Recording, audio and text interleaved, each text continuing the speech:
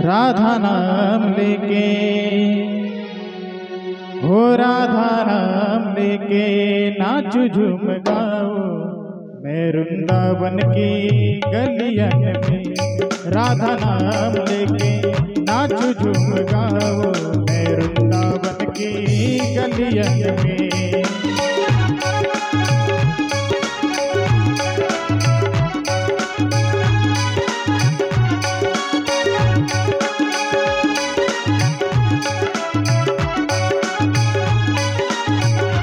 राधा नाम लेके नाचू झूम गाओ मैं वृंदावन की गलियन में। राधा नाम लेके नाचू झूम गाओ मैं वृंदावन की गलियन में।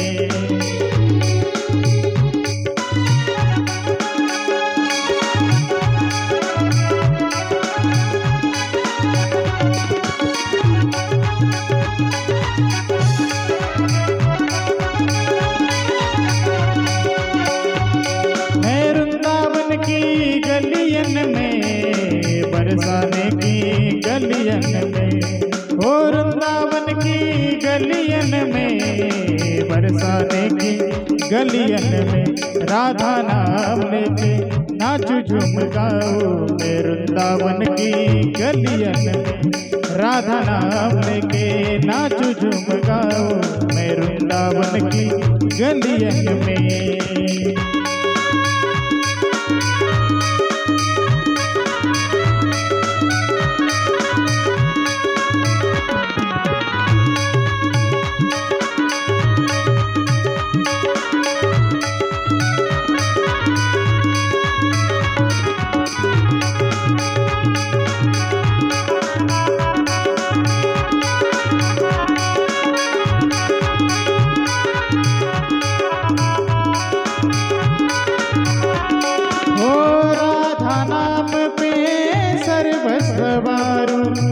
निश दिन राधा नाम पुकारू, निश दिन राधा नाम पुकारू।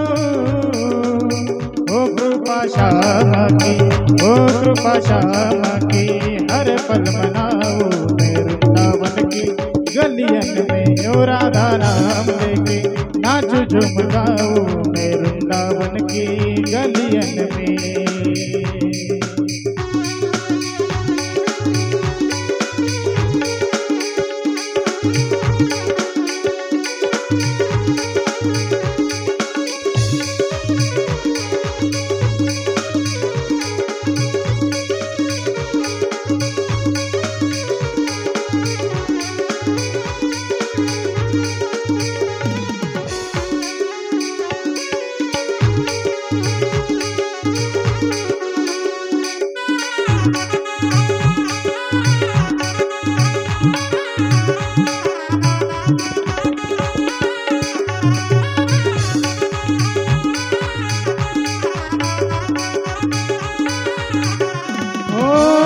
राधा नाम की लगन लगा के, राधा नाम की लगन लगा के, राधा नाम हृदय में बसा के, राधा नाम हृदय बसा के।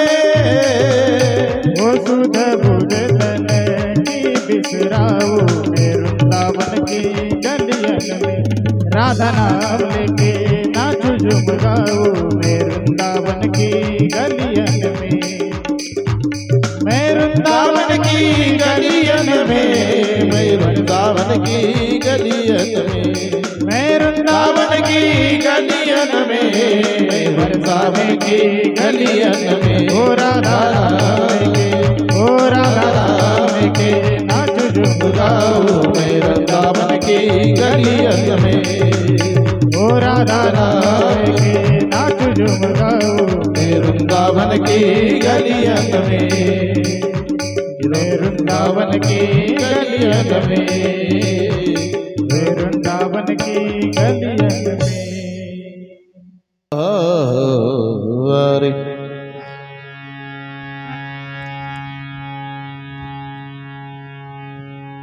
श्री कृष्ण गोविंद हरे मुरारी श्री कृष्ण गोविंद हरे मुरारी हे नाथ नारायण वासुदेव श्री कृष्ण गोविंद हरे मुरारी हे नाथ नारायण वासुदेव। श्री कृष्ण गोविंद हरे मुरारी हे नाथ नारायण वासुदेव।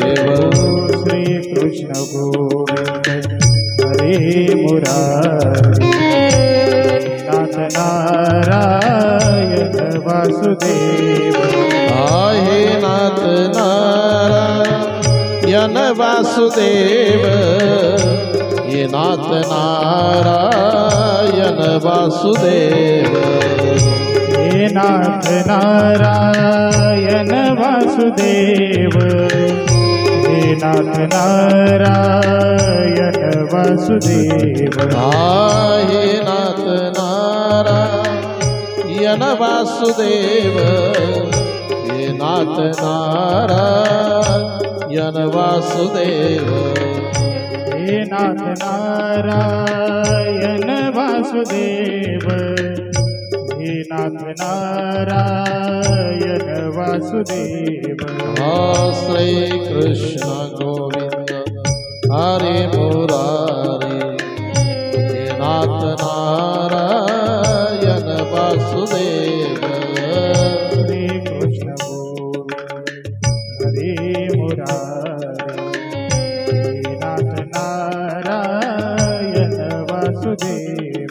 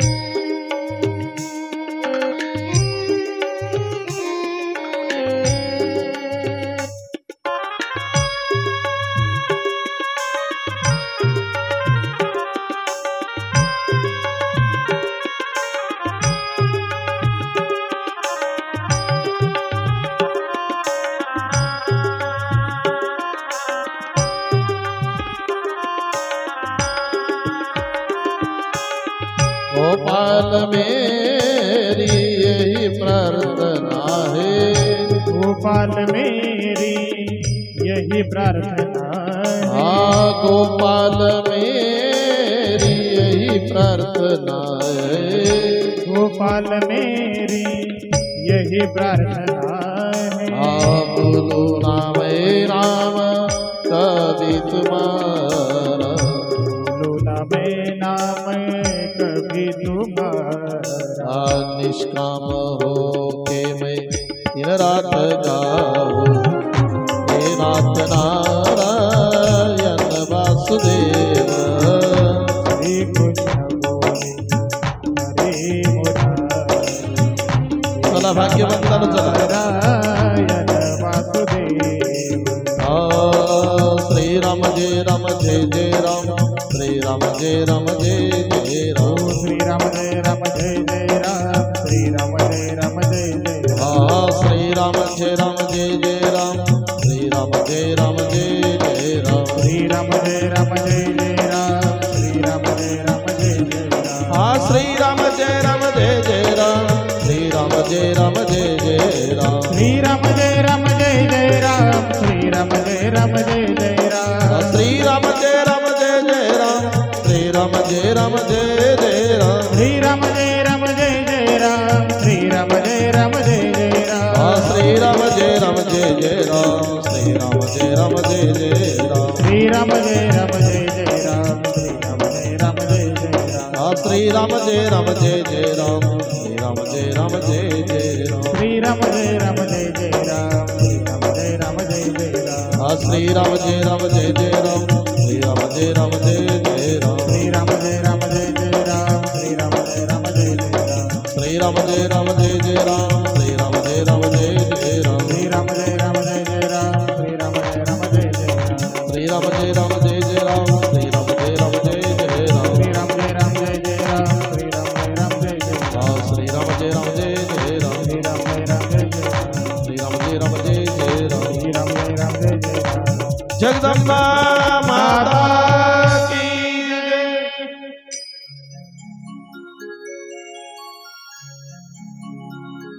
गुरुर्ब्रह्मा गुरुर्विष्णु गुरुर्देवो महेश्वरः गुरुर्साक्षात् परब्रह्म तस्मै श्री गुरुदेव वसुदेव सुतं देवं कंसचानूरिमर्दनं देवकी परमानन्दं कृष्णं वन्दे जगद्गुरु कृष्णाय वासुदेवाय हरये परमात्मा प्रणतक्लेशनाशाय गोविंदाय नमो नमः।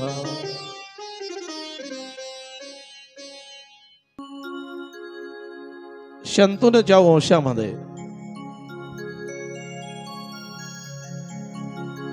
धृतराष्ट्र आणि पांडू दोघं जन्माला येतात। भागवत कथेमध्ये संपूर्ण वर्णन आलेलं आहे। आणि हा धृतराष्ट्र आंधळा त्याचं कारणही आहे।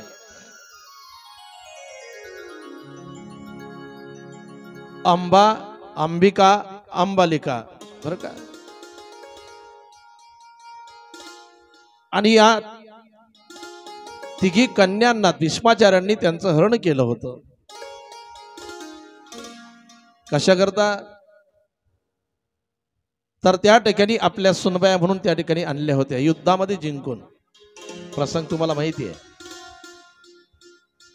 आणि शंतनूचे दोघं पुत्र त्या ठिकाणी अल्प आयुष्य ठरल्यानंतर आणि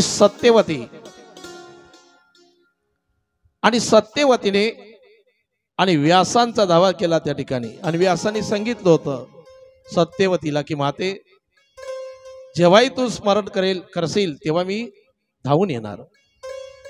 आणि व्यास त्या ठिकाणी आल्यानंतर ज्या वेळेला सत्यवतीने सांगितलं आता या ठिकाणी संशय घेऊन कथा श्रवण करायची नाही। त्या ठिकाणी त्यांच्या सामर्थ्यामुळे त्या ठिकाणी पुत्र झाले होते, वेगळ्या अर्थाने प्रसंग पाहायचा नाही। आणि साधूने दिलेला आशीर्वाद जो आहे तो तेच म्हणजे एक फळ। जसं आपण भागवत कथेमध्ये पाहतो ना, आत्मदेवाच्या प्रसंगामध्ये फळ दिलं होतं साधूने। हा, आणि साधूने दिलेला फळ म्हणजेच आशीर्वाद आहे। व्यासांच्या आशीर्वादामुळे त्या ठिकाणी बरं का आणि पुत्र संतान झाली असा प्रसंग आहे। पण व्यासांचं तेज त्यावेळेला धृतराष्ट्राच्या आईला आणि व्यासांचं तेज आहे ना पावलं नाही, तिने डोळे बंद केले आणि म्हणून तिला पुत्र झाला कसा आंधळा।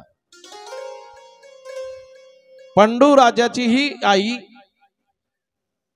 तिने चंदन वगैरे असं अंगाला लावून घेतलं, थरथर कापली ती व्यासांना पाहिल्यानंतर। तिच्याही पोटी जन्माला आलं पण ते कसं रोगी, खंडरोगी। आणि दासीने त्या ठिकाणी बरं का ते पूर्ण ते सामावल्यानंतर दासीच्या पोटी जन्माला आले ते कोण? विदुर, साक्षात यमधर्म है की नाही। हा, आणि विद्वान। हा, आणि धृतराष्ट्र त्याला म्हणतात कुणाला? या डोळ्यांनी आंधळा आहे तो खरा आंधळा नाही। अहो या देहामध्ये आपण भगवान परमात्म्याला जाणत नाही, ओळखत नाही, खऱ्या अर्थाने तो आंधळा आहे। हे जगत दिसतंय म्हणून हे सत्य आहे आणि देव दिसत नाही म्हणून बरं का। पण त्या ठिकाणी जगत मिथ्य आणि ब्रह्म सत्य हे जग जाणत नाही असा तो आंधळा आहे। बाहेरचा जाऊ द्या, दुसऱ्यातला जाऊ द्या, आपल्यातला तरी तो ओळखता आला पाहिजे. मी हाय कोण, करावा विचार आणि म्हणे ज्ञानेश्वर निवृत्तीचा. हे देवी भागवत चालू असल्यामुळे आपण हे बाकीचे प्रसंग थोडक्यामध्ये या ठिकाणी पाहिले. आणि जसेचे तसे प्रसंग जर आपण पाहिले या ठिकाणी तर अजून तुमच्या मनात शंका येईल की बा देवी भागवत चालू आहे, नाही तर भागवतातले आहे की नाही. हा, म्हणून त्या ठिकाणचं थोडक्यात आहे संपूर्ण आलेलं. पण आपण संपूर्ण जर पाहिलं ना, म्हणजे आता प्रथमतः या ठिकाणी देवी भागवत आहे की नाही. पहिलंच वर्ष आहे ना, सप्ताह अनेक दिवसापासून चालू आहे, पण देवी भागवत पहिलंच वर्ष आहे. आणि कोणतंही पुराण म्हटलं तर एकदम नाही लक्षात येईल. शिवपुराणाचंही तसंच झालं होतं. जेव्हा शिवपुराण लोक ऐकायला लागले तर लवकर कळायचं नाही, पण आता शिवपुराण म्हटलं तर कोणत्याही ताईला विचारा, शिवपुराणातल्या कथा लक्षात येऊन जातात. भागवतातल्या रामकथेतल्या जशा पाठच झाले सर्व प्रसंग, तसे शिवपुराणातले झाले. देवी भागवतही 2-3 वेळा जर ऐकलं ना तर सर्व प्रसंग लक्षात येतील. आणि हेही प्रसंग देवी भागवतामध्ये का दिले धृतराष्ट्राचे तेही लक्षात येईल तुमच्या. आणि धृतराष्ट्र त्याला म्हणतात, या डोळ्यांनी जो आंधळा आहे त्याचा विषय नाही. अहो, या डोळ्यांनी तर सुरदासजी सुद्धा आंधळे होते ना. सुरदासजी जन्मत आंधळे होते, पण सुरदासजी भजन करायला गेले ना, त्याला पाहत होते. एक वेळचा रात्रीचा प्रसंग आहे. सुरदासजी मंदिरामध्ये भजन केल्यानंतर निघाले. मध्यरात्र आहे.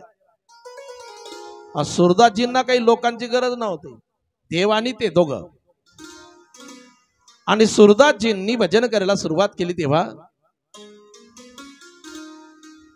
भगवान परमात्मा समोर येऊन बसायचे. गोपाल कृष्ण. सुरदासजी निघाल्यानंतर उंच दरीत मध्ये पडणार, उंच कड्यावरून खाली दरीत पडणार. तेवढ्यामध्ये एक लहानसा मुलगा आला आणि हात पकडला. ए बाबा, तिकडनं जाऊ नका, तिकडं खोल दरी आहे, पडसाल तुम्ही तिच्यामध्ये. हात पकडला आणि हात पकडल्यानंतर इकडं रस्त्यावरती आणले. आणि सुरदासजींनी त्याला विचारले, तुम्ही कोण, काय नाव आहे तुमचं? म्हणे मी गोपाल आहे. मग एवढ्या रात्री तुम्ही रानामध्ये आले, काय कारण? हा, एवढ्या रानामध्ये आले ना, लहान मुलगा आहे, तुम्ही रानात कसे आले? म्हणे माझी गाय हरवली. आता ते आपल्यासारखं नव्हतं ना, सुरदासजी आहे की नाही, ज्यांनी हृदयात साठवलं होतं देवाला ते सुरदासजी. की मध्यरात्रीला रानामध्ये लहान मुलगा येऊ शकत नाही. हा साधारण लहान मुलगा नाही, हा आपला भगवान परमात्मा आहे, आपल्याला वाचवण्यासाठी आला. आणि आपण जिथं जाणार ना तिथं तो संगाती असतो आपला, फक्त विश्वास तेवढा पाहिजे. जेथे जातो तेथे तू माझा संगाती आहे की नाही. तो आपल्याला सोडून नाही मुळामध्ये. आणि सुरदासजींनी त्याचा हात पकडण्याचे प्रयत्न केले. तो हाती लागत नाही ना, आहे की नाही. हात पकडायला लागले सुरदासजी, त्याने आपला हात सोडून घेतला आणि लांब पडत गेलं. सुरदासजींनी ओळखलं आणि सांगितलं, हे देवा, तुला मी ओळखलं, माझा हात सोडून जाणं तुला सोपं आहे. हा, कारण मी दुर्बल आहे, आंधळा आहे. हात सोडून जाणं सोपं आहे, पण देवा माझ्या हृदयातून जाऊन दाखव, मग सांगतो तुला, आहे की नाही.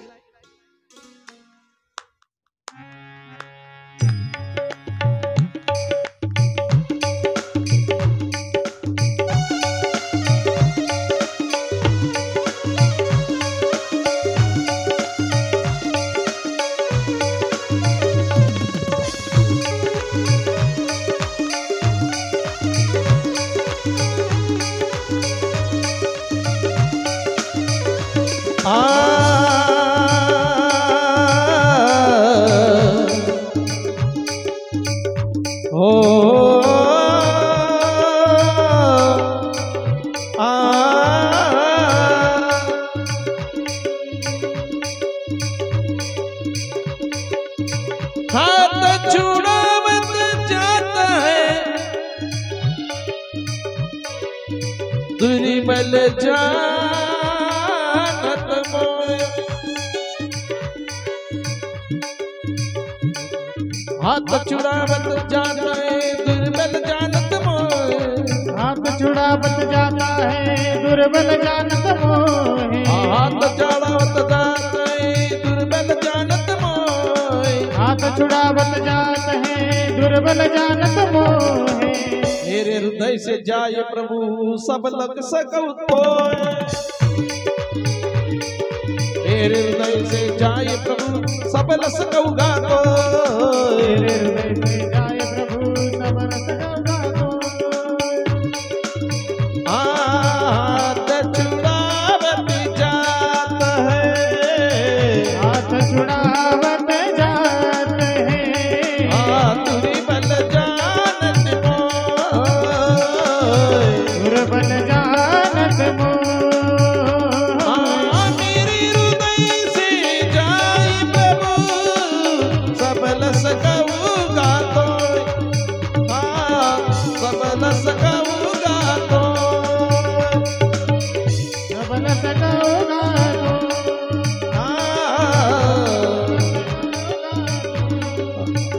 मेरे राम मेरे श्याम मेरे श्याम, मेरे राम मेरे राम मेरे श्याम मेरे श्याम, मेरे राम मेरे श्याम मेरे श्याम, मेरे राम मेरे राम मेरे श्याम मेरे श्याम, मेरे राम मेरे श्याम मेरे श्याम, मेरे श्याम मेरे श्याम मेरे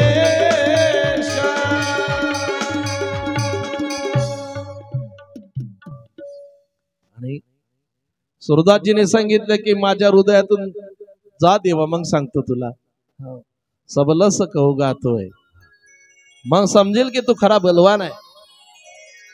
अरे हात सोडून जाणं तुला सोपं आहे, पण माझ्या हृदयातून जाऊ शकत नाही. कारणही त्याला हृदय बंदी खाना केला आणि आता विठ्ठल कोंडीला. जनाबाईने सांगितलं की नाही, कोंडल्यानंतर तो जाऊ शकत नाही. दारीला पंढरीचा चोर उघडा बांधून दोर, दरीला पंढरीचा चोर. जनाबाईने सुद्धा ते सांगितलं की नाही की आम्ही त्याला हृदयात कोंडल्यानंतर तो जाऊ शकत नाही. हो, आम्ही त्या चोराला बांधले. आता असं जर म्हणलं ना, देवाला जर चोर बनायचं बांधायचं तेवढा अधिकार बी लागेल, है की नाही. जनाबाईने तर देवाला शिव्या दिल्या होत्या, है की नाही. पण तेवढा अधिकार लागेल ना, तेवढी भक्ती लागेल. भक्ताच्या शिव्या सुद्धा खायला तयार आहेत, है की नाही. भंडारा डोंगरावरती आई साहेबांचा काटा काढायला गेला तेव्हा शिव्या दिल्या होते की नाही. हा, आंधळा कोण ह्या विषय आपला चालू आहे. मग आंधळा जर म्हणावं ना, तर हे आंधळे नाही, ज्यांना दृष्टी नाही, यांचा विषय चालू नाही हा. पण धृतराष्ट्र म्हणजे आंधळ राष्ट्र. म्हणून तर द्रौपदीने म्हटलं होतं ना, पुढे येईल आंधळ्याचे पुत्र. हा, म्हणजे बापही ज्ञानानंद आहे आणि पुत्रही ज्ञानानंद आहे. एक लहान मुलगा आणि गावाच्या जवळ शेत होतं जांबाचं, आणि जांबाचं शेत होतं, त्या ठिकाणी तो जांब तोडायला गेला. आणि जांब तोडायला गेल्यानंतरच रात्रीचा प्रसंग आहे. शेतकरी त्या ठिकाणी बॅटरी घेऊन गेला, जांब पडत होते शेतात, म्हणजे जांबाचे, आणि खाली पडायला लागले तर आवाज यायचा टपटप. जांब कसे काय पडतात, वारा नाही काही नाही बा. ते बॅटरी घेऊन गेलं पाहायला. तेवढ्यामध्ये त्याच गल्लीतला, त्याच्या गल्लीतला, आणि एक मुलगा वरती जांब तोडून राहिला, तर तोडतोय खाली टाकतोय. एक कट्टे खाली टाकायचे मग घेऊन जायचं बा. त्यावेळेला त्या दादाने सांगितलं, करे पिंट्या तू आहे म्हणे. हो. आणि रात्रीच्या टायमाला तू जांब चोरायला आला, हे चांगलं नाही. शाळा शिकायची वय आहे तुझी, चाल तुझ्या बापाला सांगतो. म्हणे माझे बाबा तुम्हाला घरी सापडणार नाही. म्हणे मग कुठं आहे, म्हणे तिकडच्या झाडावर जांब तोडून राहिले. काय लक्षात आलं तुमच्या, आहे की नाही. आता बाप जर तिकडच्या झाडावर तर मुलगा इकडं, याच्यात काही नवल नाही हो, आहे की नाही. हा, बापही आंधळा आणि पुत्रही आंधळे. हा, आता हा आंधळापणा कोणता आहे? 100चे 100 आंधळे पुत्र होते त्याचे. हा, म्हणजे ज्ञानंद तो विषय चालू आहे. या दृष्टीचा काही नाही विषय आहे की नाही. हे दृष्टी असली काय नसली काय. हा, आहे की नाही. म्हणजे या ठिकाणी अहो बाप कथेच्या मंडपामध्ये जर असेल तर मुलगा सुद्धा कुठं राहील. हा विषय चालू आहे ना, आहे की नाही. ही खरी दृष्टी पाहिजे, आहे की नाही. बरोबर आहे की नाही. त्या ठिकाणी मुलगा जर जन्माला आला ना तर त्या ठिकाणी 5वीला बारशाला सुद्धा चांगले कार्यक्रम ठेवणारा बाप तो डोळस आहे. मी कशाकरता सांगतोय, हा कुठं बोलतोय लक्षात घ्या. तर काही 5वीला बारशालाच तसे असे कार्यक्रम ठेवतात. काही ठिकाणी खोकेच वाटतात. कशाचे? पेड्याचे नाही. हा, मग ते काय संस्कार पडतील हो. हा जो बाप आहे हा काय म्हणावं लागेल याला. मी कुठं बोलतोय चांगलं बारीक आहे का. तुम्ही व्यवस्थित ऐकलं तर माझ्या बोलण्यावर संशय घेणार नाही. बाळाच्या जन्माच्या दिवशीच जर असे जर कार्यक्रम असतील त्याच्यावर संस्कार काय पडेल. बापही आंधळा आणि पुत्रही आंधळा. त्यापेक्षा भजन कीर्तन ठेवले तर संस्कार बी चांगले पडतील त्याच्यावर. अहो गर्भसंस्कार सुद्धा सांगितले. कयादूने तर दैत्यकुळामध्ये सुद्धा भक्ताला जन्माला घातले. याला कारण गर्भामध्ये प्रल्हाद असताना भजन कीर्तन ऐकले हे सांगायचं आहे की नाही. हा धृतराष्ट्र सांगतोय मी. धृतराष्ट्र कोण आहे, आंधळा खरा कोण आहे. हो, जो बाप मुलांवरती सुद्धा चांगले संस्कार करू शकत नाही याच्यासारखा धृतराष्ट्र कोणी नाही. काय म्हणणं आहे. हा खरा धृतराष्ट्र आहे. या संसारामध्ये भगवान परमात्म्याला जो पाहत नाही ओळखत नाही तो धृतराष्ट्र आहे. आपल्यामध्ये देव असून तो जाणत नाही. सर्वा घटी राम देहा देही एक, पण तरी ओळखत नाही. हा खऱ्या अर्थाने धृतराष्ट्र आहे. आंधळी ती तुका म्हणे संसारी, आंधळी ती तुका म्हणे संसारी, आंधळी ती तुका म्हणे संसारी, आंधळी ती तुका म्हणे संसारी, आंधळी ती तुका म्हणे संसारी, आंधळी ती तुका म्हणे संसारी, आंधळी ती तुका म्हणे संसारी, आंधळी ती तुका म्हणे संसारी. जी नाही हरी ओळखीला, जी नाही हरी ओळखीला, जिने नाही हरी ओळखीला, जिभे नाही हरी ओळखीला.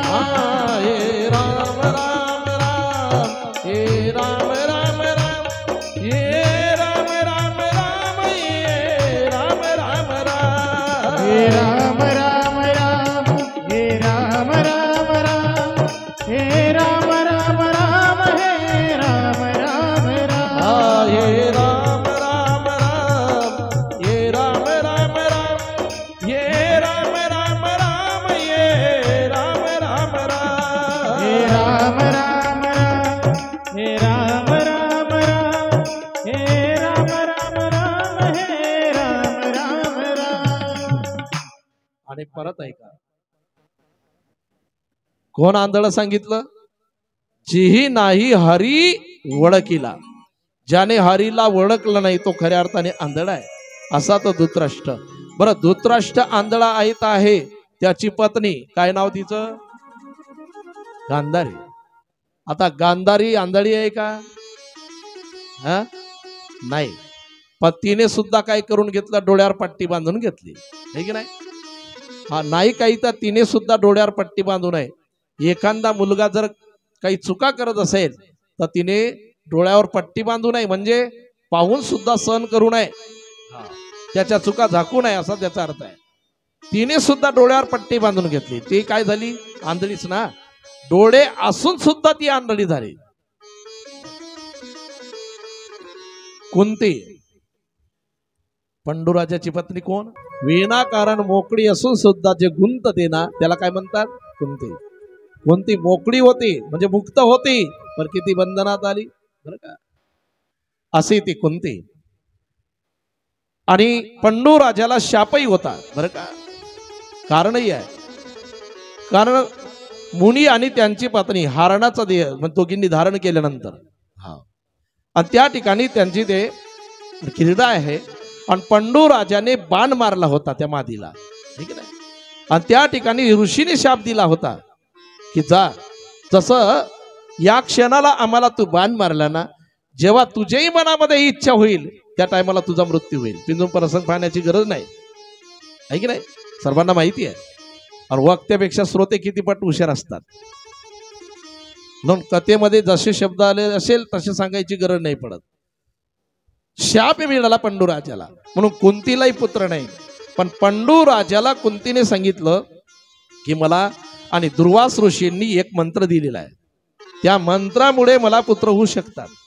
जर तुमची इच्छा असेल, तुमची परवानगी असेल तर त्यावेळेला.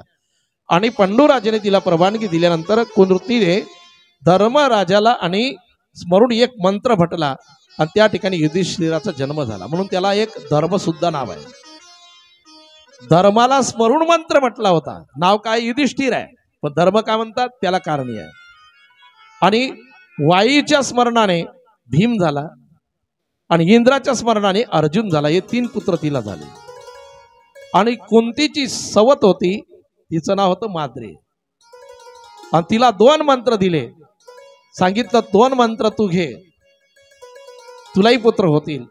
आणि अश्विनी कुमाराचं स्मरण करून आणि तिने स्मरण केलं तेव्हा नकुलाचा त्या ठिकाणी जन्म झाला आणि सहदेव झाले. असे 2 पुत्र तिला झाल्यानंतर एक दिवस पंडू राजा आणि माद्रीकडे आणि आकर्षक होता त्या ठिकाणी आणि त्यांचा मृत्यू झाला. गोपाल कृष्ण भगवान की जय.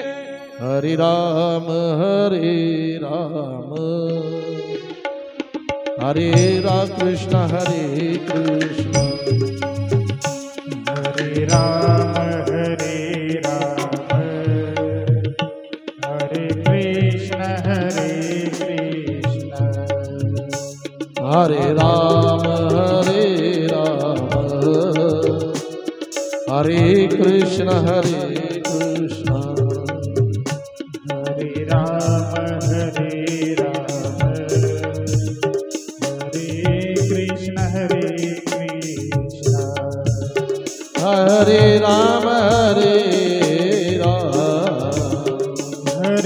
राम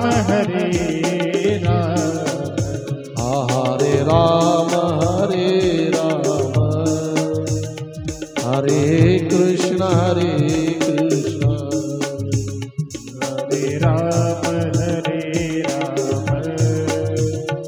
हरे कृष्ण आणि पुढे प्रसंग असं सांगितला. द्रौपदी आणि स्वयंवर आहे द्रौपदीचं. माशाचा डोळा वगैरे प्रसंग, खाली तेलामध्ये पाहायचं आणि मासा वरती, आणि फिरणाऱ्या माशाचा आणि डोळा फोडेल आणि त्याच्या गळ्यामध्ये वरमाला टाकेल द्रौपदी. अर्जुनाने त्या ठिकाणी आणि माशाचा डोळा फोडल्यानंतर आणि द्रौपदीने त्या ठिकाणी वरमाला टाकली अर्जुनाच्या गळ्यामध्ये. पांडव त्या ठिकाणी द्रौपदीला घेऊन आल्यानंतर कुंती आतमध्ये घरामध्ये आणि आवाज दिला की माते, आम्ही एक वस्तू आणली. काय बोलले? कुंतीच्या मुखातून शब्द निघाला की जा 5 भाऊ वाटून घ्या, बरं का. आणि त्या ठिकाणी म्हणून त्या पांचाली म्हटलं गेलं तेव्हापासून. आणि कुंतीने सांगितलं की वाटून घ्या, हो. आणि त्या ठिकाणी 5 पांडव आणि पांडवांची पत्नी द्रौपदी म्हटल्या गेली. ज्या वेळेला माई सभेमध्ये सर्वीकडे असं उलट होतं, त्या ठिकाणी जिथं पाणी आहे तिथं जमीन, आणि जिथं जमीन आहे तिथं पाणी. आणि दुर्योधन आल्यानंतर मस्त रांगोळ्या काढलेल्या दिसल्या वगैरे, चांगली फरशी आहे बा, चला निघलं. आणि निघाल्यानंतर झालं काय, जाऊन पाण्यामध्ये पडलं. द्रौपदी पाहते आहे. नंतर ते कसं तरी बाहेर निघलं आणि जिथं पाणी दिसलं त्याला, पाणी तिथं पाणी दिसल्यानंतर ते जायला लागलं तेव्हा पितांबर वरती धरला त्याने पाणी समजून. पण ते पाणी ना होतं, ते काय होतं, सरळ फरशी होती त्या रंगाची. त्यावेळेला द्रौपदी हसली आणि सांगितलं की आंधळ्याचे पुत्र आंधळे, आणि हसली. आणि तेव्हापासून त्याने मनामध्ये द्रौपदी हसली ना, क्रोधाने पाहिलं, मनामध्ये त्या ठिकाणी एक निश्चय केला. आणि पुढचा प्रसंग आहे, थोडक्यामध्ये चालायचं इथं. ज्यावेळेला द्युतकर्मामध्ये पांडवही हरले, राज्य गेलं, द्रौपदी डावाला लावली त्यावेळेला. आणि द्रौपदी डावाला लावली ना, त्यावेळेला दुर्योधनाने मांडी उघडी करून सांगितली होती की माझ्या मांडीवरती येऊन बस. तू हसली होती ना मला, आंधळ्याचे पुत्र आंधळे. आणि त्यावेळेला द्रौपदीचं वस्त्रहरण प्रसंग, दुःशासन वस्त्रहरण करण्याचे प्रयत्न करतोय, कोणी त्या ठिकाणी सहकार्य करायला तयार नाही. आणि द्रौपदीने त्या भगवान परमात्म्याचा धावा केला. कोठे गुंतलासी द्वारकेच्या राया, कोठे गुंतलासी द्वारकेच्या राया, कोटी गुंतलासी द्वारकेच्या राया, कोटी गुंतलासी द्वारकेच्या राया, कोठे गुंतलासी द्वारकेच्या राया, कोठे गुंतलासी साऊंड वाले भाऊ, द्वारकेच्या राया, कोटी गुंतलासी द्वारकेच्या राया, कोटी गुंतलासी द्वारकेच्या राया. वेळ का सकया लाविला, वेळ का सकया लाविला, वेळ का सकया लाविला, वेळ का सकया लाविला. कोठे गुंतलासी द्वारकेच्या राया, कोठे गुंतलासी द्वारकेच्या राया, कोठे गुंतलासी द्वारकेच्या राया, कोठे गुंतलासी द्वारकेच्या राया. आणि कोठे गुंतलासी द्वारकेच्या राया, किंवा भगवान परमात्मा एवढ्या घाईमध्ये आले की तोरा झाली गरुडा टाकेले मागे, आणि द्रौपदीच्या लागे नारायणा. आणि त्या ठिकाणी भगवान परमात्मा धावून आले आणि द्रौपदीचं त्या ठिकाणी रक्षण केलं, अंबर अवतार धारण केला. नंतरचा प्रसंग आहे, वनवास जीवनामध्ये 1 वर्षाचा अज्ञातवास आहे, तोही संपला. मग युद्धाची तयारी, युद्धाच्या तयारीमध्ये भगवान परमात्म्याचं सहकार्य मागायला गेले. दुर्योधनही गेला, अर्जुनही गेला. आणि त्या ठिकाणी दुर्योधनाने काय सैन्य मागितलं, पण अर्जुनाने सांगितलं देवा तुझीच गरज आहे, बाकीचे नको आहे. तेवढ्या करता आपण लग्नाचा आणि त्या गाडीचा ड्रायव्हरचं उदाहरण दिलं की नाही. आणि तू एक पाहिजे, तू एकला आवड असे, बाकीच्यांची गरज नाही. तुझं सैन्यही नको रे, पण देवाने सांगितलं अर्जुना मी युद्धामध्ये शस्त्र हाती धरणार नाही. जसं मी धावायला येतो बा तुझ्याकडं, एखाद्या माणसाने म्हटलं धावायला येतो लग्नामध्ये, तुमच्याकडे धावणच म्हणता ना, मग धावायला येतो ना, पण पंक्तीमध्ये मी काहीच करणार नाही, निस्ता बसेल राहील, असं तसंच झालं नाही. तरी सुद्धा अर्जुनाने सांगितलं देवा अरे तू शस्त्रही हाती धरायचं नाही, फक्त तू त्या ठिकाणी आमच्या बाजूने यायचं आहे. कारण अर्जुनाला माहिती होतं देव जर आपल्या बाजूने असेल तर विजय आपला निश्चित आहे की नाही. आणि दुर्योधनाच्या डोक्यामध्ये वेगळं होतं की याचं सैन्य घ्यायचं, याला एकट्याला काय करायचं आहे की नाही. हा शस्त्रही हाती धरणार नाही म्हणतो, तर फायदाच काय याचा. आणि अर्जुनाने भगवान परमात्म्याला सांगितलं देवा काही हरकत नाही, शस्त्रही हाती धरू नको. अर्जुन रथाचा सार, आणि रथ बर का, रथामध्ये अर्जुन आहे, सारथी कोण आहे देव. आहे की नाही? आपल्या रथाचाही सारथी कोण आहे? आपण रथामध्ये आहे आणि आपल्या रथाचा कोण आहे सारथी? भगवान परमात्मा आहे. या रथालाही 5 घोडे आहेत. याला 5 घोडे आहे आणि त्या 5ही घोड्यांचे लगाम देवाच्या हाती पाहिजे, आहे की नाही? नाही तर ते 5 घोडे कुठं नेऊन टाकतील रथ काही सांगता येत नाही. शब्द स्पर्श रूप रस आणि गंध, आहे की नाही? हे म्हणजे विषय म्हणजे 5 घोडेच आहे आणि देवाच्या हाती आपले काय पाहिजे? लगाम पाहिजे या आणि या 5 घोड्यांचे. तर हा रथ व्यवस्थित येतो, आहे की नाही? ज्या रथाचा सारथी कृष्ण नाही तो रथ कुठं पलटविल काही सांगता येत नाही, व्यवस्थित येतही नाही घरी. आणि भगवान परमात्म्याने त्या ठिकाणी युद्धामध्ये त्यांना विजय मिळवून दिला. रोजचा नियम होता, देवाने खाली उतरावं संध्याकाळी युद्ध थांबल्यानंतर आणि हाताची पायरी करावी. अर्जुनाला सांगावं उतर, हाताची पायरी केली.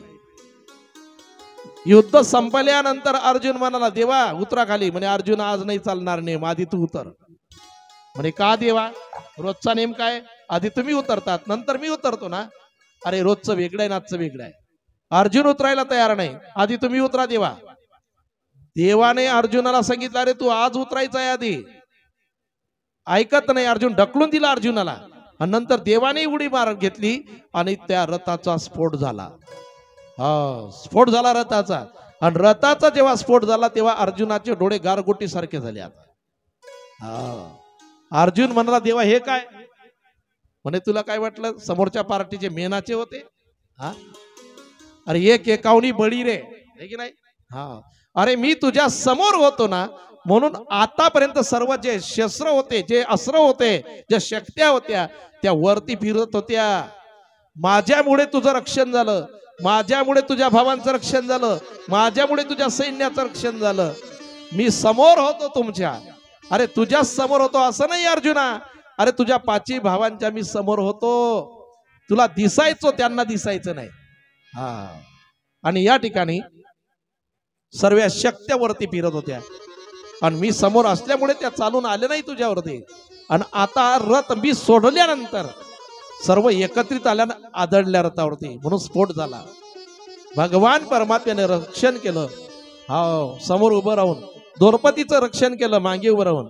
कारण संकट काळी भक्ताच्या देव मागेही उभा राहतो आणि पुढेही उभा राहतो, है की नाही?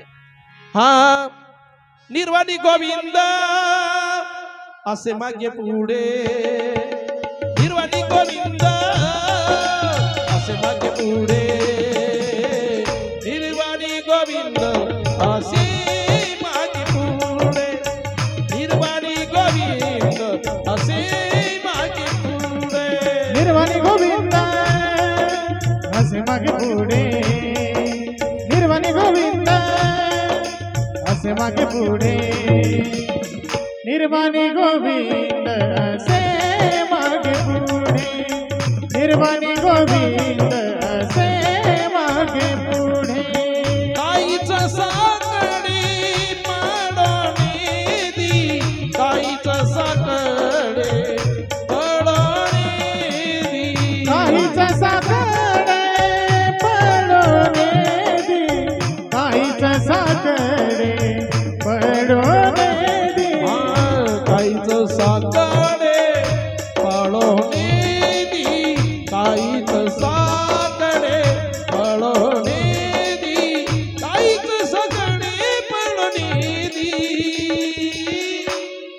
निर्वाणी गोविंद असे मागे पुढे, निर्वाणी गोविंद असे मागे पुढे, निर्वाणी गोविंद असे मागे पुढे, निर्वाणी गोविंद असे मागे पुढे, निर्वाणी गोविंद असे मागे पुढे, निर्वाणी गोविंद असे मागे पुढे, निर्वाणी गोविंद असे मागे पुढे, निर्वाणी गोविंद असे मागे पुढे, निर्वाणी गोविंद असे मागे पुढे.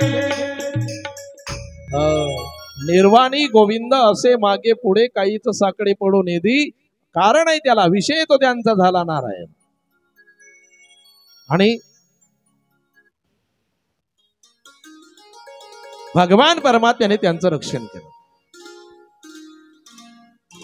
संकट काळी देव मागे आणि पुढे उभा राहतो. मागे पुढे उभा राहे सांभाळीत, आलिया घात निवाराया, है की नाही? किंवा हा देवा उभा मागे, उगवी कोडे संकट, हा उगवी कोडे संकट. देव उभा मागे पुढे आणि उगवी कोडे संकट. पांडवांचं रक्षण त्या ठिकाणी केलं. आणि रक्ताच्या थारोड्यामध्ये पडलेला दुर्योधन, रक्ताच्या थारोड्यामध्ये पडलेला दुर्योधन, आणि त्या दुर्योधनाने बर का आतापर्यंत प्राण सोडला नाही, त्याला कारण आहे. भीमाने त्याची मांडी फोडली, दोन्ही मांड्या फोडल्या, सर्व अंग त्याचं वज्रासारखं झालं होतं. प्रसंग तुम्हाला माहिती आहे ना. ज्या वेळेला गांधारीने सांगितलं होतं दुर्योधना, वेळही सांगितली की अमुक अमुक वेळेला तू माझ्याकडे ये, आणि धर्मराजाने सांगितलं होतं की इलाज तुझ्याच घरीच आहे. खरं बोलायचे ना ते. आणि ज्या वेळेला सांगितलं गांधारीने, पण माझ्याकडे येताना विवस्त्र अवस्थेमध्ये वस्त्र परिधान करून घेऊन येऊ नको. आणि गांधारीने अनेक दिवसापासून पट्टी बांधली होती. ते तेज होतं सामावलेलं. निघाला दुर्योधन, डोळ्यापुढे चित्र आहे ना. आता दुर्योधन निघाल्यानंतर जसं गांधारीने सांगितलं त्या अवस्थेमध्ये निघाला, विवस्त्रावस्थेमध्ये. भगवान परमात्म्याला चिंता वाटायला लागले की गांधारीने जर याच्या पूर्ण देहाला जर पाहिलं ना, भीमाकडूनही हा मरत नाही, आपल्याकडूनही मरत नाही. कारण तप आहे तिच्या नेत्रामध्ये, है की नाही? भगवान परमात्म्याने एक साधारण रूप घेतलं फुलावाल्यांचं, माळ्याचं सांगितलं त्या काही ठिकाणी. हार वगैरे घेतले, काही पानं घेतले, उभे राहिले. का कुठं चालले गाईमध्ये? म्हणे आईकडं. कशाला? आईने सांगितलं होतं अशा अवस्थेमध्ये यायचं. अहो अशा अवस्थेमध्ये जायचं, आधीचा विषय वेगळा आहे, असं जाऊ नका तुम्ही. हे फुलं घ्या, पानं घ्या, लंगोटी तर लावा, आणि मग नंतर जा. त्यालाही पटलं. आणि त्याचा स्वभाव कसा पटील असं सांगायचा ना तो, है की नाही? 100चे 100 मातीत घातले अशी विनाकारण नाही, बरोबर सल्ला देऊनच मातीत घातले. त्याने ते लंगोटी लावली आणि गांधारी त्या समोर गेल्यानंतर सांगितलं, आई आलो मी. आणि गांधारीने जेव्हा पट्टी सोडली, पाहिलं त्याच्याकडे, पूर्ण देह निहाळायला सुरुवात केली. इथून सुरुवात केली. आणि ज्या वेळेला त्या गांधारीने पाहिलं की याने लंगोटी लावलेली आहे फुलांची, पानाची, संपूर्ण अंगावरती ते तेज गेलं. पायाच्या म्हणजे गुडघ्यापर्यंत नाही, पंजापर्यंत, सर्वीकडं बरं का, पायाच्या अंगठ्यापासून तर डोक्यापर्यंत तेज गेलं. पण त्या ठिकाणी जिथं लंगोटी लावली होती ना, त्या ठिकाणी कच्चा राहिला हा दुर्योधन, कच्चा राहिला. युद्धामध्ये भीमाकडून मरत नाही दुर्योधन. त्यावेळेला कृष्णाने इशारा केला होता मांडीवला की इथं तुला गदा मारायची आहे. अहो भीमाची एवढी गदा, 400 किलोची गदा सांगितली. ते गदा जर टाकली ना बरं का, तर ते गदा चेपायची, याला काही व्हायचं नाही. आणि भीमाचंही डोकं तसंच होतं. मग असा तो दुर्योधन. पण त्या ठिकाणी देवाने इशारा केला की तुला मारायचं आहे तर कुठे, मांडीवरती आणि प्रहार करायचा आहे. त्यावेळेला त्याची मांडी फोडल्यानंतर रक्ताच्या तारोड्यामध्ये पडलेला दुर्योधन, पण तो आत म्हणजे जिवंत आहे, मेला नाही. त्याचं कारण आहे, त्याला शाप होता. आणि तो शाप आशीर्वादही ठरला त्याला की तुला दुःख आणि आनंद एकाच वेळेला होईल, तेव्हा तुझा मृत्यू होणार. आता त्याला दुःख झालं होतं पण आनंद झाला नाही अजून, म्हणून त्याला मृत्यू येते. आणि अश्वत्थामा द्रोणाचार्याचा पुत्र त्या ठिकाणी दुर्योधनाला येऊन म्हटल्या आणि म्हणाले, कोण अश्वत्थामा, की जे तुझे शत्रू आहे पांडव, त्यांचा मी शिरछेद करेन, 5 पांडवाचे शिर घेऊन येणार. देवाला कळले पांडव झोपलेले होते, जाग केलं, घेऊन गेले स्नानाला. आणि अश्वत्थामा आल्यानंतर द्रौपदीचे 5 पुत्र झोपलेले होते. आणि 5 पुत्र झोपलेले होते, त्यांचे शिर कापले अश्वत्थामाने, पांडव समजून. तुम्ही म्हणाल मग पांडव समजून द्रौपदीच्या 5 पुत्रांचे शिर कापले, हे का कळलं नाही अश्वत्थाम्याला? त्याला कारण आहे. कारण युधिष्ठिरचा पुत्र युधिष्ठिर सारखा होता, भीमाचा भीमासारखा होता, अर्जुनचा अर्जुनासारखा होता, नकुलचा नकुल सारखा होता, सदेवचा सदेव सारखा होता. दिसायला सारखे होते, ओळखलं नाही. आणि त्यांचे शिर घेऊन आणि दुर्योधनाच्या जवळ गेल्यानंतर, दुर्योधना हे पांडवांचे शिर घे. दुर्योधनाला पटलं नाही. दुर्योधनाने सांगितलं, अश्वत्थामा, ज्या वेळेला युद्ध चालू होतं ना, त्यावेळेला कृपाचार्य होते, भीष्माचार्य होते, द्रोणाचार्य होते, हा मोठमोठे योद्धे होते, आणि त्यावेळेला तू सुद्धा होता. पण एकही पांडव मेला नाही एवढ्या युद्धामध्ये. तू एकट्याने 5ला मारलं, हे मला पटत नाही. अरे या 5ला मारण्यासाठी एवढं युद्ध झालं कुरुक्षेत्रावरती, है की नाही? एवढं घनघोर युद्ध जे झालं ना, या 5ला मारण्यासाठी होतं. पण तो तिकडच्या बाजूने देव असल्यामुळे एकही मेला नाही, आणि तू एकट्याने 5 मारले, हे मला पटत नाही. भीमाचं डोकं आण आणि भीमाचं शिर दिलं. आता ते भीमाचं नाही, भीमाच्या पुत्राचं आहे. दुर्योधनानं दाबल्यानंतर ते भोपड्यासारखं फुटलं. सांगितलं, अरे या ठिकाणी हे पांडव नाही, हे द्रौपदीचे 5 पुत्र आहे. हो, दुःख झालं परत. अश्वत्थामा, अरे आमच्या वंशामध्ये तू आता दिवा लावायला सुद्धा कोणी शिल्लक ठेवला नाही. थोडा आवाज द्या भाऊ. आमच्या वंशामध्ये दिवा लावायला सुद्धा कोणी वंशाने ठेवला नाही. आम्ही तर मरणार, आणि आता पांडवही त्यांचे पुत्रही. आणि आनंदही झाला दुर्योधनाला, की जसं आपल्या वंशामध्ये दिवा लावायला कोणी राहिलं नाही, तसं पांडवांच्या वंशात कोणी दिवा लावायला राहिलं नाही. हा आनंद झाला. कारण दुष्ट माणसाला दुसऱ्याचं वाईट झालं की आनंद वाटत असतो, है की नाही? आणि त्यावेळेला एक प्रसंग आहे. एका माणसाने ब्याण सांगला. ब्याण सांगला, मोठा सांगला, 2 लाखाचा ब्याण. एकटंच नाचून राहिलं. रंगही उधळत. विको कमी करा. आता तुम्ही वरती पाहिलं तर चालते, जास्त खाली नको पहा, वरती पहा थोडं. रंगही उधळताय, पुष्पवृष्टी करताय, स्वतःच्या अंगावर नाचताय, पेढे बी वाटून राहिलं लोकांना, खोकेचे खोके पेढे वाटून राहिलं. लोक विचारायला लागल्याकडे, तू ब्याण सांगितला म्हणे एकट्याला नाचायला, म्हणे हो एकट्यालाच नाचायला, म्हणे लग्न आहे का? म्हणे नाही. आनंद झाला मला. म्हणे पेढी वाटून राहिलो तू? म्हणे हो पेढी वाटतोय, आनंद झाला मला. हा, एकट्यालाच नाचण्यासाठी ब्याण सांगला म्हणे. म्हणे असं झालं तरी काय? अरे म्हणे माझा जो शत्रू आहे ना, हा माझा जो शत्रू आहे, माझा वैरी आहे, हा ज्याचं माझं जमत नाही. वास्तविक पाहता कोणी कोणाचा शत्रू नाही, वैरी नाही. हा, जो माझा शेजारी आहे ना म्हणे, त्याचं माझं जमत नाही, हा तो माझा विरोधी आहे. त्याला लॉटरीचं तिकीट लागलं म्हणून मी नाचून राहिलो म्हणे.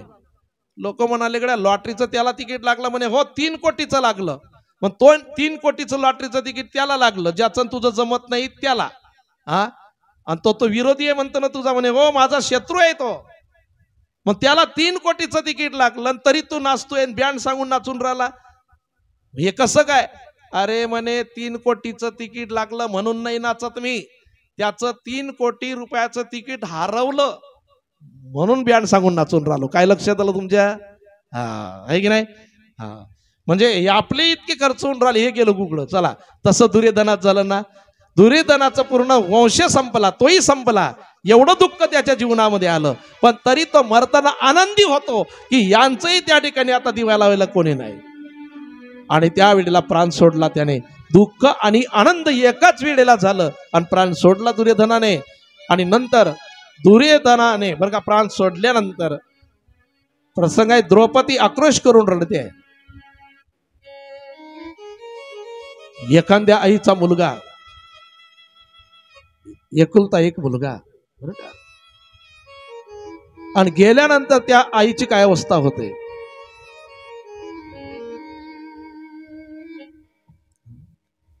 ज्ञानोबारायांनी खूप सुंदर प्रकरण केलं ओव्यांमध्ये.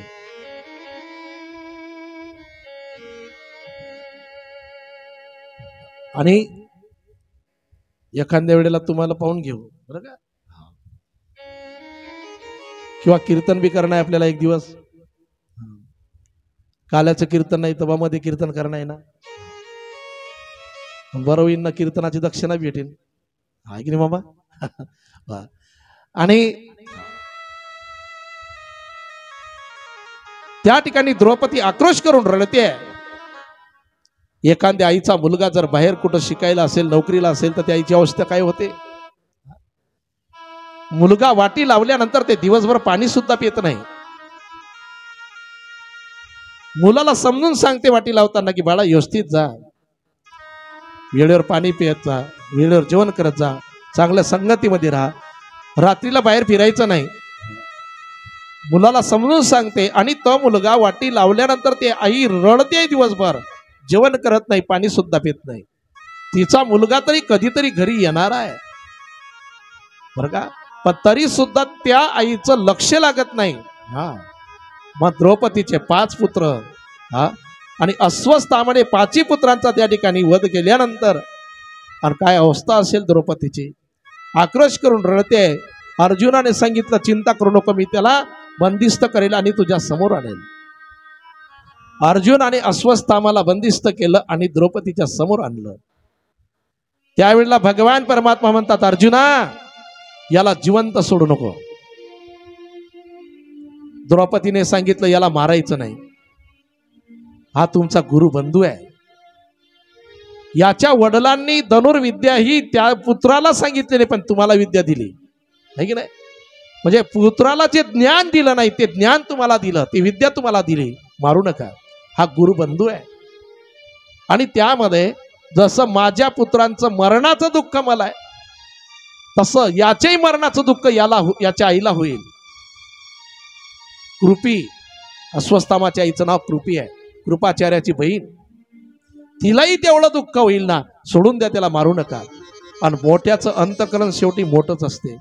माणसाने माफ करणं शिकावं. काय करावं? माफ करणं शिकावं.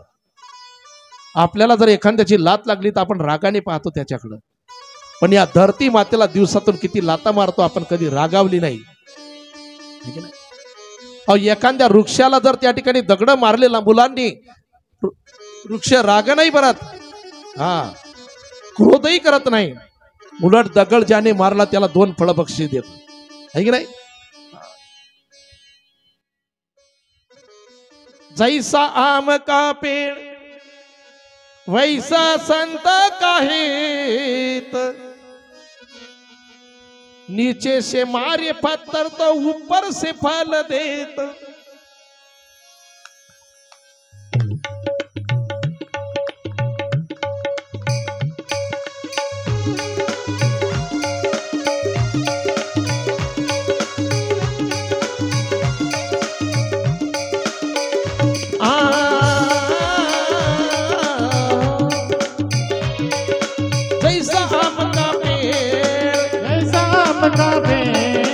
वैसा संत का है, और नीचे से मारे पत्थर तो ऊपर से फल दे. हे राम राम राम, हे राम राम राम, हे राम राम राम, हे राम राम राम, हे राम राम राम, हे राम राम, हे राम राम राम, हे राम राम राम, हे राम राम राम, हे राम राम राम, हे राम राम राम, हे राम राम राम. दगड ज्याने मारले गोटे त्यालाच 2 आंबे बक्षीस देत, आंब्याचं झाड आहे की नाही.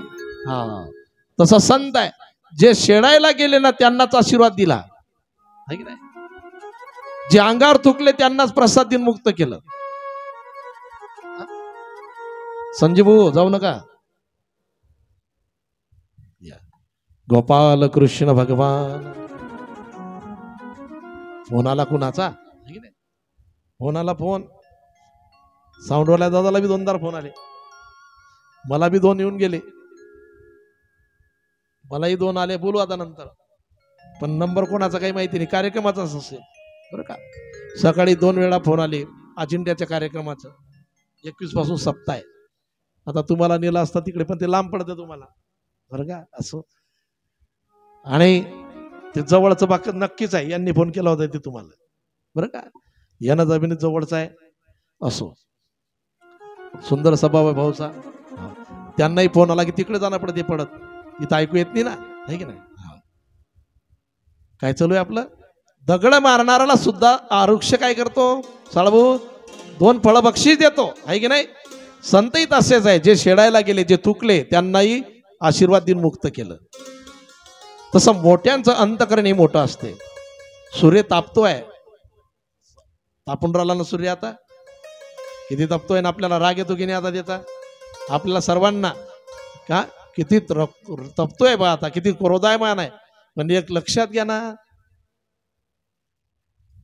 लाईटचं बिल येतं आपल्याला, काय येतं महिना बाबा, लाईटचं बिल 500 कमीत कमी, आहे की नाही. 500 एका महिन्याला 500. आपण लहानपणापासून तर आतापर्यंत समजा किती महिने गेले, गणित लावून घेता घरी केलं की, आहे की नाही. सूर्याने एवढा प्रकाश दिला आपल्याला, कधी बिल मागितलं हो, एकदा तरी बिल मागितलं त्याने नाही ना, आहे की नाही.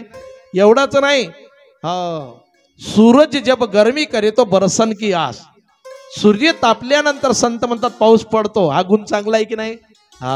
म्हणजे सूर्य सुद्धा द्यायचंच काम करतोय, चंद्र सुद्धा द्यायचंच काम करतोय. तसं या ठिकाणी द्रौपदीचं चिंतन करून घ्या. जिचे 5 पुत्र मारले ना, पण ती 5 पुत्र जिचे मारले गेले, ती सांगते की याला जिवंत सोडा, याला मारू नका, हा तुमचा गुरुबंधू आहे. देवाने सांगितलं अर्जुना याला जिवंत ठेवायचं नाही. आता ताई हा ब्राह्मण पुत्र जरी असेल, पण याने चुकी केली, याला जिवंत सोडू नको.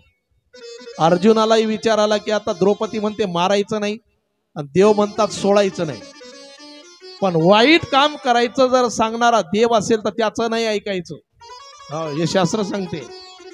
आणि त्या ठिकाणी द्रौपदीचं ऐकावं तर देवाला राग, देवाचं ऐकावं तर काय करा. शेवटी देवाने सांगितलं अर्जुना, याच्या मस्तकावरती मणी आहे, तो मणी छेदन करून टाक. कारण शूराला अपमान म्हणजे एक मरण आहे, मारायची गरज नाही. युद्धामध्ये राजाचा मुकुट जरी खाली पडला तरी युद्ध संपलं. युद्धामध्ये राजाचा मुकुट जर खाली पडला तरी राजा समजायचा आपला पराजय झाला. आता तर एखादा कुस्तीमध्ये पाठ टेकली तरी तो नाही, आहे की नाही. धर्मयुद्ध होतं त्यावेळेला, जांबुवंताने पाठ टेकल्यावर मान्य केलं, असं आहे. या ठिकाणी मस्तकावरचा मणी छेदन करून टाक. शिवराला अपमान म्हणजेच मरण आहे. मोटरसायकल एखादं शिकायला गेलं, शिकता शिकता जर पडलं, मोटरसायकल शिकताना पडलं ना, तर ते कुठं लागलं आपल्याला ते नाही पाहत. काय पाहता आधी, आपल्याला कोणी पाडलं का, आहे की नाही. तसं आहे, अपमान एक मरणा समान आहे. आणि अर्जुनाने मस्तकावरचा मणी छेदन केला अस्वस्थामाच्या, सोडून दिलं त्याला. आणि तो अस्वस्थामा निघाल्यानंतर मनामध्ये आनंद आहे त्याला की आपण पांडवांचा वंश संपवला, दिवा लावायला शिल्लक ठेवलं नाही. पण तेवढ्यामध्ये बरं का, अस्वस्थामा असा विचार करून निघाला की पांडवांच्या वंशामध्ये दिवा लावायला शिल्लक ठेवलं नाही. आणि तेवढ्यामध्ये आकाशवाणी झाली, आणि आकाशवाणीने सांगितलं अस्वस्थामा, अरे पांडवांचा जो वंश आहे वाढत आहे. अरे अभिमन्यूची पत्नी, अर्जुनाची सून उत्तरा, तिच्या गर्भामध्ये त्यांचा वंश वाढत आहे, असं आकाशवाणीने सांगितलं. पाहून घ्या आता तुम्ही तयारीत होते तर कसं जमलं, आहे की नाही. आणि परत वाईट विचाराला अस्वस्थामाच्या. अस्वस्थामाने 6 ब्रह्मास्त्र सोडले, 5 पांडवांकडे सोडले आणि 1 उत्तरेकडे सोडलं. 5 पांडवांकडे सोडल्यानंतर अर्जुनाने 5 ब्रह्मास्त्र सोडले, आणि आपल्या 5 ब्रह्मास्त्रांनी ते 5 ब्रह्मास्त्र घेतले आणि भातेमध्ये घेतले, 10 झाले आता. पण जो उत्तरेकडे निघाला होतं हे लक्षात नाही आलं पांडवांच्या. आणि उत्तरेकडे ते ब्रह्मास्त्र निघाल्यानंतर उत्तरा धावते की माझा आता बाळही या ठिकाणी, बरं गर्भही नष्ट होईल, म्हणजे माझा बाळही मारला जाईल, मी तर जाणारच आहे. पण आता जायचं शरण कुणाला, मग सासऱ्यांना शरण जावं तर सासरे होते तेव्हा, माझ्या सासूवर प्रसंगाला वसरानारचं तेव्हा, पण तेव्हा ते रक्षण करू शकले नाही. मग आता भगवान परमात्म्याला शरण जावं आणि भगवान परमात्म्याकडे धाव घेतली उत्तरेने. भगवान परमात्म्याचा धावा केल्यानंतर भगवान परमात्मा आले आणि उत्तरेला आईचं नातं लावलं. लक्षात घ्या, या कथा कशा करता आल्या आणि श्रीमद देवी भागवतामध्ये देवी भागवत चालू आहे, पण काही भागवत कथेतील प्रसंग इथं आले, कारण सर्व पुराणांचं सार एकत्रित केलं इथंही भागवत कथेसारखं. आणि फार महत्वाचा विषय, ही कथा येण्याचं काय कारण 2च मिनिटात लक्ष देईल तुमच्या. देवी भागवतामध्ये हे प्रकरण का आलं असेल, पांडवांचं का दिलं त्याचं कारण लक्ष देईल.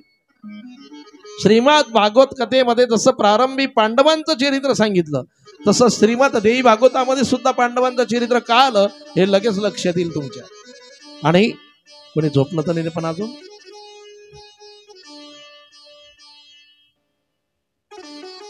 कूलरच्या हवेने आम्हाला बी असं वाटतं की झोपून जा. भगवान परमात्म्याने आणि त्या उत्तरेला आईचं नातं लावलं. मी तुला आई म्हणतो, तू मला पुत्र म्हण. उत्तरेने सांगितलं, देवा हे उलट होत आहे ना सर्व. अहो, कृष्ण माझी माता आणि कृष्ण माझा पिता. तुम्ही आमचे माता पिता आहे, बंधू भगिनी सर्व तुम्ही आहे, आणि तुम्हाला पुत्र कसं म्हणणार. उत्तरेला सांगितलं, तू मला पुत्राचं नातं लावल्याशिवाय, मी तुला आईचं नातं लावल्याशिवाय तुझ्या गर्भामध्ये मला प्रवेश नाही करता येत. आणि तुझ्या गर्भामध्ये प्रवेश करता येत नाही, तुझ्या पुत्राचं रक्षण कसं करणार. तुझ्या पुत्राचं जर त्याचं रक्षण करायचं असेल तर मला तुझ्या गर्भामध्ये प्रवेश करावा लागेल. आणि तुझ्या गर्भामध्ये प्रवेश करण्याचा अधिकार त्यालाच आहे, पुत्राला. आईच्या गर्भामध्ये प्रवेश करण्याचा अधिकार पुत्राला आहे, म्हणून तुम्हाला पुत्राचं नातं लाव. तुझ्या देहालाही स्पर्श करू शकत नाही मी ते नातं लावल्याशिवाय. आणि पुत्र म्हटलं उत्तरेने देवाला काय अधिकार आहे भक्तीचा पहा तुम्ही, है की नाही. एवढा भार टाकला पांडवांनी त्या देवावरती की देव सुद्धा त्या ठिकाणी त्यांच्या, आणि सुनबाई आपल्या भाषेमध्ये म्हटलं तर, है की नाही. पुत्र वधू तो शब्द आहे, आणि आई म्हणतोय. आणि एवढा अधिकार उत्तरेचा पांडवांच्या वंशामध्ये जी सून आहे, एवढा अधिकार की देवाला पुत्र म्हणते. हा अधिकार कशाचा आहे, हा भक्तीचा अधिकार आहे. खरी भक्ती जर असेल तर त्याचा अधिकार भक्ता आणि देवावरती चालतो भक्ताचा. आणि जे नातं लावलं तो व्हायला तयार आहे. भगवान परमात्म्याने सूक्ष्म धारण केलं, उत्तरेच्या गर्भामध्ये प्रवेश केला. आणि उत्तरेच्या गर्भामध्ये प्रवेश केल्यानंतर आणि रक्षण केलं गर्भाचं. आता त्या परीक्षितीचं रक्षण केलं देवाने, आणि आपलं रक्षण कोणी केलं तुमच्या मते. त्याच्याशिवाय कोण करेल हो, है की नाही. आपलंही रक्षण गर्भामध्ये त्यानेच केलं, है की नाही. त्याच्या मनामध्ये जर आलं असतं तर हे जग पाहायचं कामच नव्हतं आपल्याला सुद्धा. जन्मही झाला तर सुखरूप झाला, आई सुरक्षित, आपण सुरक्षित. हे देवाचे उपकार की नाही. सर्वे अवयव सुरक्षित ठेवले त्याने, त्याचे उपकार आहे, है की नाही. त्याचे उपकार आहे. हात पाय सुरक्षित, डोळे कान सुरक्षित, मुख सुरक्षित, हे त्याचे उपकार आहे आपल्यावरती. म्हणजे त्या परीक्षितीचं रक्षण केलं असं नाही. जीवात्मा हा परीक्षिती आहे, जीवात्मा हा परीक्षिती आहे. फक्त याने त्याला विनंती केली पाहिजे, एक वेळ करी या दुःखा वेगळे, एक वेळ करी या दुःखा वेगळे, एक वेळ करी या दुःखा वेगळे, एक वेळ करी या दुःखा वेगळे. हो, एक वेळ करी या दुःखा वेगळे, एक वेळ करी या दुःखा वेगळे, एक वेळ करी या दुःखा वेगळे, एक वेळ करी या दुःखा वेगळे. हो, दुरिताचे जाळे उगवणी, दुरिताचे जाळे उगवणी, आठवीन पाय हा माझा नवस, आठवीन पाय हा माझा नवस, आठवीन पाय हा माझा नवस, आठवीन पाय हा माझा नवस. एक वेळ करी या दुःखा वेगळे, आणि दुरिताचे जाळे उगवणे. आठवीन पाय हा माझा नवस, रात्रही दिवस पांडुरंगा. अहो गर्भातून सोडो, हा आहे की नाही, सोडो, आम्ही नवस कबूल करतो तुला. आता आपण जे कथा ऐकतो ना त्याची, हे दान धर्म या ठिकाणी करतो ना, हे त्याचं बिलच भरणं आहे आपलं, आहे की नाही. जसं लाईनचं बिल नाही भरलं, 2-3 बिल जर चुकले तर काय करतात वायरमन दादा, घरमाला काय विचारत नाही, ते पोलवर चढतात आणि पेंचीस असते हाती, कनेक्शन कट, घरात अंधार, आहे की नाही. तसं एखाद्याने जर देवाचं बिल नाही भरलं हे, तर त्याचे हाती पेंचीस असतेस, आहे की नाही. तो केव्हा कोणाचं काय कनेक्शन कट करेल सांगता येत नाही. म्हणून त्यावेळेला भगवान परमात्म्याचं नामचिंतन करणे, त्याची कथा श्रवण करणे, त्याच्या कार्यामध्ये आपण मदत करणे, हे त्याचं बिलच भरणं आहे. एखाद्या वेळेला संकटातून आपण वाचलो तर काय म्हणतात लोक, संकटातून वाचलं की असं म्हणतात ना, अधर्म केला तर आळवा आला, अधर्म केला नाळवा आला, असं म्हणतात का. धर्म केला नाळवा आला म्हणतात, आहे की नाही. म्हणजे कुठंतरी आपलं रक्षण होते. पाऊस पडायला लागल्यानंतर ओला तो होत नाही. कोण होत नाही, ज्याच्या अंगावर छत्री येतो, आहे ना. छत्री ज्याने अंगावर घेतली तो ओला होत नाही, आणि ज्याच्या अंगावरती छत्री नाही तो ओला होतो. तसंच आहे आई भगवतीची ज्याच्यावर कृपा नसेल त्याच्यावरती दुःखाचा बोस पडल्याशिवाय राहणार नाही, आहे की नाही. भगवान परमात्म्याची कृपारूपी छत्री ज्याच्या अंगावरती आहे, अरे संकट तर येणारच आहे. संसार म्हटलं की संकट आहे, रोज नवीन संकट आहे, पण छत्री म्हणजे ते कृपा असू द्या. आई भगवतीची कृपा, भोलेनाथाची कृपा, हनुमंताची कृपा, रामचंद्रांची कृपा, अरे ही कृपा जर असेल तर त्या ठिकाणी कसाही दुःखाचा पाऊस पडू द्या. एवढ्याच करता तर पांडवांचं हे चरित्र आहे की एवढे संकट आले पण निवारण करणारा तो पाहिजे, आहे की नाही. हा देवावरती सुद्धा संकट येतं, हो, आहे की नाही. संकट येणार पण निवारण करणारा तो पाहिजे. आणि या ठिकाणी पांडवांचं रक्षण केलं भगवान परमात्म्याने. परीक्षितीचं गर्भामध्ये रक्षण केलं परीक्षित राजाचं. आपलंही रक्षण त्यानेच केलं ना. आपलं रक्षण कोण करते, तेव्हाही त्याने रक्षण केलं, आताही रक्षण त्याने आणि तोच करतोय.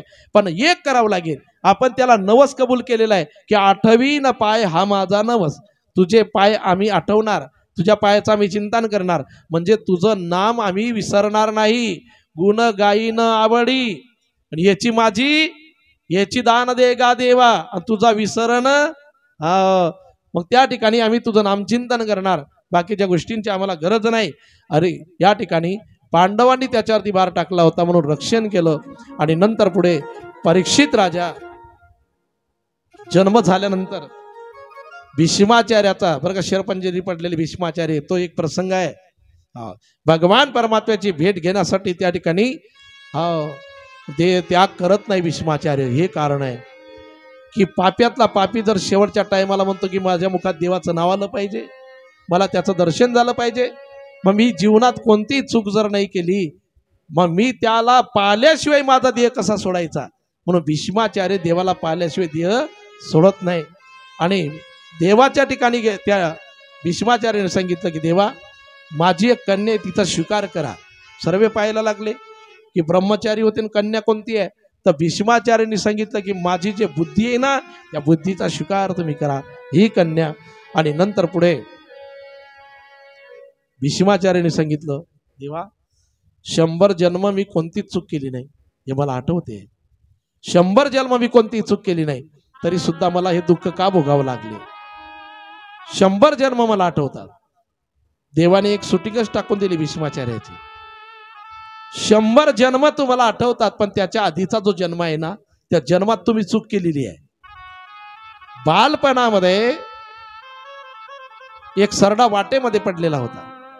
राजाचं सैन्य येत होतं, आणि राजाचं सैन्य येत असताना भीष्माचार्यांनी विचार केला बाल्यावस्थेमध्ये की या सरड्याच्या अंगावर कोणी हत्ती पाय देईल, घोडा पाय देईल, पायदळ सैन्य पाय देईल, मरेल. त्याची पुच्छ पकडली आणि फेकलं त्याला. चांगलं केलं का वाईट? वाचवण्यासाठी फेकलं ना. पण झालं नेमकं की ते कुपात जाऊन पडलं काट्यांमध्ये, आणि काट्यामध्ये जाऊन पडलं, ते पूर्ण काटे त्याच्या अंगामध्ये गेले. देवाने सांगितलं 100 जन्म आठवतात तुम्हाला की तुम्ही चूक केली नाही, पण त्याच्या आधीचा जो 101वा जन्म, त्या जन्मामध्ये तुमच्या हातून एवढी चूक झालेली होती, वाचवण्यासाठी जरी म्हटलं ना, पण तरी सुद्धा तुम्ही काय केलं, आणि म्हणून तुम्हाला या ठिकाणी बाणाच्या शेजेवरती झोपवावं लागलं. भीष्माचार्याने सांगितलं, देवा आलं माझ्या लक्षामध्ये, म्हणजे कर्म माणसाला सोडत नाही बरं का. जैसा कर्म करेगा वैसा फल देगा भगवान, यह गीता का ज्ञान आहे की नाही. हा, आणि एक सुंदर भजन आहे, भावगीत आहे ते जोडले. जगी जीवनाचे सार घ्यावे जाणून सत्वर, जगी जीवनाचे सार घ्यावे जाणून सत्वर, तैसे जाचे कर्म तैसे फळ देतो रे ईश्वर, तैसे जाचे कर्म तैसे फळ देतो रे ईश्वर. जगी जीवनाचे सार घ्यावे जाणून सत्वर, जगी जीवनाचे सार घ्यावे जाणून सत्वर, जैसे ज्याचे कर्म तैसे फळ देतो रे ईश्वर, जैसे ज्याचे कर्म तैसे फळ देतो रे ईश्वर, जैसे ज्याचे कर्म तैसे फळ देतो रे ईश्वर. क्षणिक सुखासाठी आपल्या कोणी होतो नीती भ्रष्ट, क्षणिक सुखासाठी आपल्या कोणी होतो नीती भ्रष्ट, कोणी त्यागी जीवन आपले दुःख जगी करण्या नष्ट, कोणी त्यागी जीवन आपले दुःख जगी करण्या नष्ट, देह करी जे जे काही, देह करी जे जे काही, आत्मा भोगितो नंतर, जैसे ज्याचे कर्म तैसे फळ देतो रे ईश्वर, जैसे ज्याचे कर्म तैसे फळ देतो रे ईश्वर, जैसे ज्याचे कर्म तैसे फळ देतो रे ईश्वर. ज्ञानी असो वा अज्ञान गती एक आहेचा, ज्ञानी असो अज्ञानी गती एक आहे जाण, मृत्यूला न चुकवे कोणी तोर असं अथवा नान, मृत्यूला न चुकवी कोणी थोर असो अथवा सान, सोड सोड माया सारी, सोड सोड माया सारी, आहे जग येईश्वर, तैसे ज्याचे कर्म तैसे फळ देतो रे ईश्वर, तैसे ज्याचे कर्म तैसे फळ देतो रे ईश्वर, तैसे ज्याचे कर्म तैसे फळ देतो रे ईश्वर. जगी जीवनाचे सार घ्यावे जाणून सत्वर, जगी जीवनाचे सार घ्यावे जाणून सत्वर, जैसे ज्याचे कर्म तैसे फळ देतो रे ईश्वर, जैसे ज्याचे कर्म तैसे फळ देतो रे ईश्वर, जैसे ज्याचे कर्म तैसे फळ देतो रे ईश्वर. जसं ज्याचं कर्म तसं फल निश्चित आहे. कधी ट्रबल वाढवर जे पेरलं ते चुकतं ना, जे पेरलं ते चुकते. बाबुळचं वृक्ष लावलं तर काय येते, आंबे थोडी येणार आहे की नाही. बी बोया बबुल का तो आम का असे आहे की नाही. जे पेरलं ते उगल्याशिवाय राहत नाही. तसं वाईट जर जीवनात पेरलं तर वाईटच उगेल, आणि चांगलं पेरलं तर चांगलंच उगेल. एका हाताने कर आणि दुसऱ्या हाताने येतेच कर आणि येतेच बर, लपसील कोटवर आहे की नाही. सुंदर भजन आहे की नाही. राष्ट्रसंत तुकडोजी महाराजांचे कितीतरी भजन आहे. काही ठिकाणी सांगितलं जातं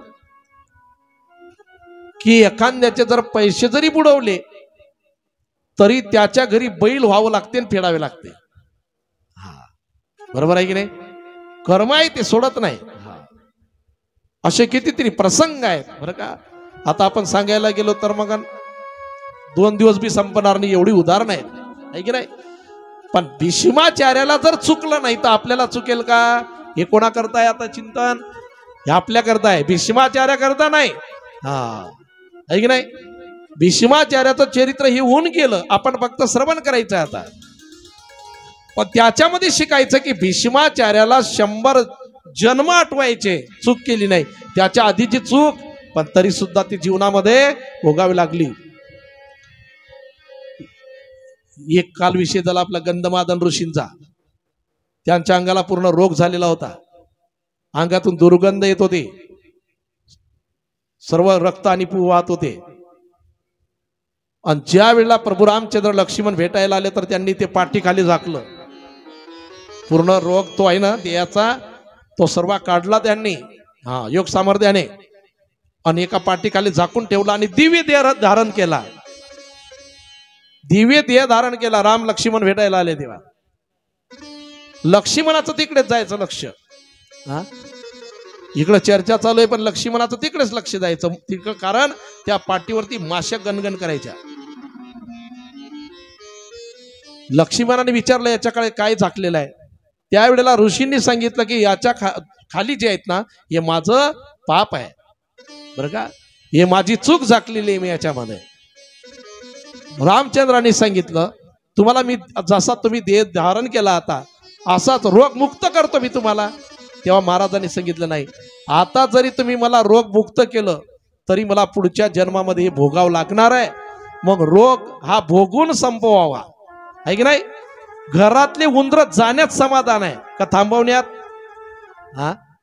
उंदर जर घरात झाली, उंदर तर काय म्हणतो आपण की राहा 2-4 दिवस पाहुणसार खाऊन जा असं म्हणतो का उंदरांना. नाही ना, तसं जीवनातलं हे भोग भोगून संपवावा आहे की नाही, हे ठेवण्यात मला जा नाही. आणि या ठिकाणी भीष्माचार्याला सुद्धा चुकलं नाही. त्याला सुद्धा नाही कर्माने कुणालाही सोडलं नाही. सीता माता आणि रामचंद्रामध्ये वियोग घडला, त्याला कारण आहे. सीता मातेने तोता मैनाची दोन्ही जोडप्याची ताटातूट केली होती. तोता मैनाची ताटातूट केली होती सीता मातेने. म्हणून सीता मातेमध्ये रामचंद्रामध्ये वियोग घडला, अंतर पडलं. सीता मातेला सुद्धा भोगावं लागलं. रामचंद्र 14 वर्षाचा वनवास चुकला नाही.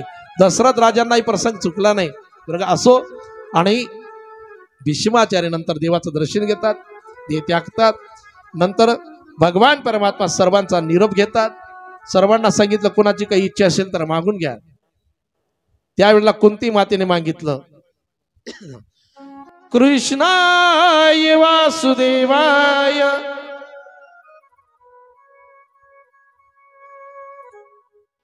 देवकी नंदनाय नंद गोप कुमाराय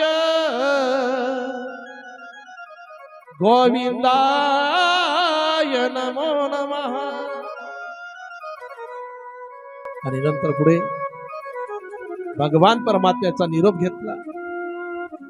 कोणती मातेने सांगितलं त्यावेळेला की आम्हाला द्यायचं असेल तर दुःख दे कृष्णा, कारण दुःखामध्ये तुझं स्मरण होते, सुखात नाही होणार.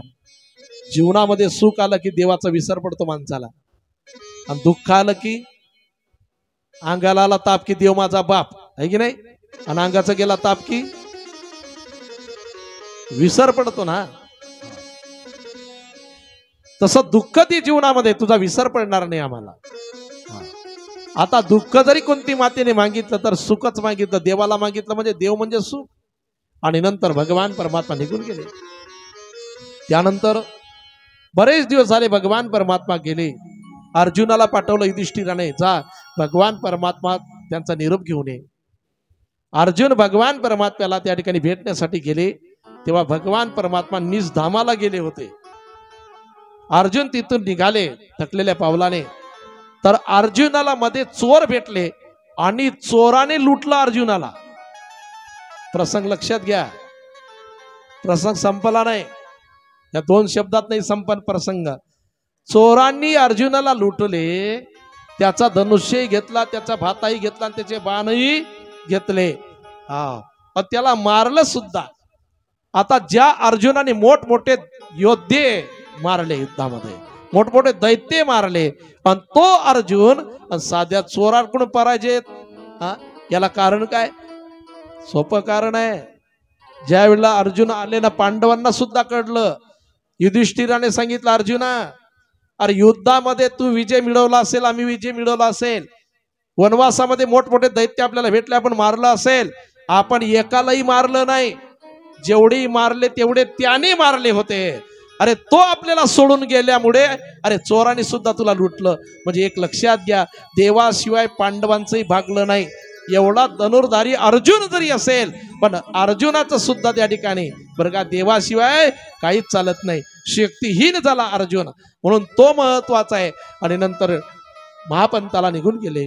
परीक्षित राजा मोठा झाला आणि परीक्षित राजाचा विवाह त्या ठिकाणी झाला आणि इरावती नावाच्या कन्याशी विवाह झाला, पुत्राची कन्या.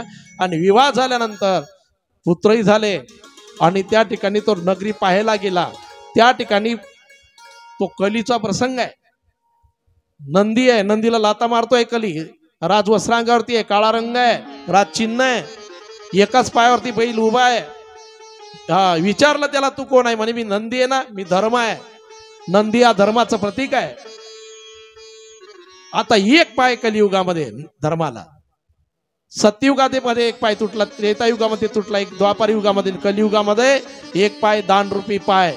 आणि या दानरूपी पायावरती आता हा धर्म टिकून आहे, दानरूपी पायावरती बरं का. आणि हा काळ्या रंगाचा जो होता ना, हा कली आहे, राजसिन्हायावरती राजवस्त्र आहे. परीक्षित राजाने सांगितलं, तू माझ्या नगरामध्ये धर्माला लाता मारतोय ना, तुझा शिरछेद करेल. आणि त्यावेळेला कलीवरती खळग उगारल्यानंतर ते शरणही आलं होतं. सुंदर प्रसंग आहे भागवत कथेमध्ये आणि इथंही आलेले प्रसंग आहेत. वाईट ठिकाणं दिले त्याला राहायला आणि एक ठिकाण सोनं दिलं राहायला. कलीने विचार केला की राजा एक ना एक दिवस अन्यायाने कमवलेलं धन जे सोनं त्याचा स्वीकार करेल. आणि परीक्षित राजा महालामध्ये आला आणि परीक्षितरी महालामध्ये आल्यानंतर जो जरासंधाचा मुकुट होता परिधान केला, शमीक मुनीच्या आश्रमामध्ये गेला आणि त्या ठिकाणी ऋषींच्या गळ्यामध्ये मेलेला साप टाकला आहे की नाही. पण ऋषीच्या पुत्राने शाप दिला की ज्या राजाने माझ्या पित्याच्या गळ्यामध्ये मेलेला साप टाकला ना, 7 दिवसामध्ये या राजाला तक्षक दोष करेल आणि त्याचा मृत्यू होणार. आणि परीक्षित राजाला कळलं की आता आपला मृत्यू होणार, साधूचा शाप खोटा होणार नाही, तक्षक येईल, दंश करेल. परीक्षित राजाने 7 तालाची महाडी केली. आता हा प्रसंग भागवत कथेमध्ये आलेला नाही. 7 तालाची महाडी केली आणि त्या 7 तालाच्या महाडीवरती म्हणजे शेवटच्या वरच्या मजल्यावरती त्या ठिकाणी परीक्षिती आहे. पूर्ण काचाची महाडी आहे, मुंगी सुद्धा आतमध्ये येऊ शकत नाही, बंदोबस्त आहे त्या ठिकाणी. किती रक्षक आहे. आणि तक्षक ज्या टायमाला निघाला दंश करायला, कश्यप ब्राह्मण सुद्धा होते, भेट झाली. कुठं चालले? तक्षक दंश करणारे राजाला, मी विष उतरायला चाललो. परीक्षितीने आपल्या तक्षकाने त्याला धन दिलं, तिथून परत पाठवलं. आणि विचार केला तक्षकाने की आपण महाडीत जाऊ शकत नाही.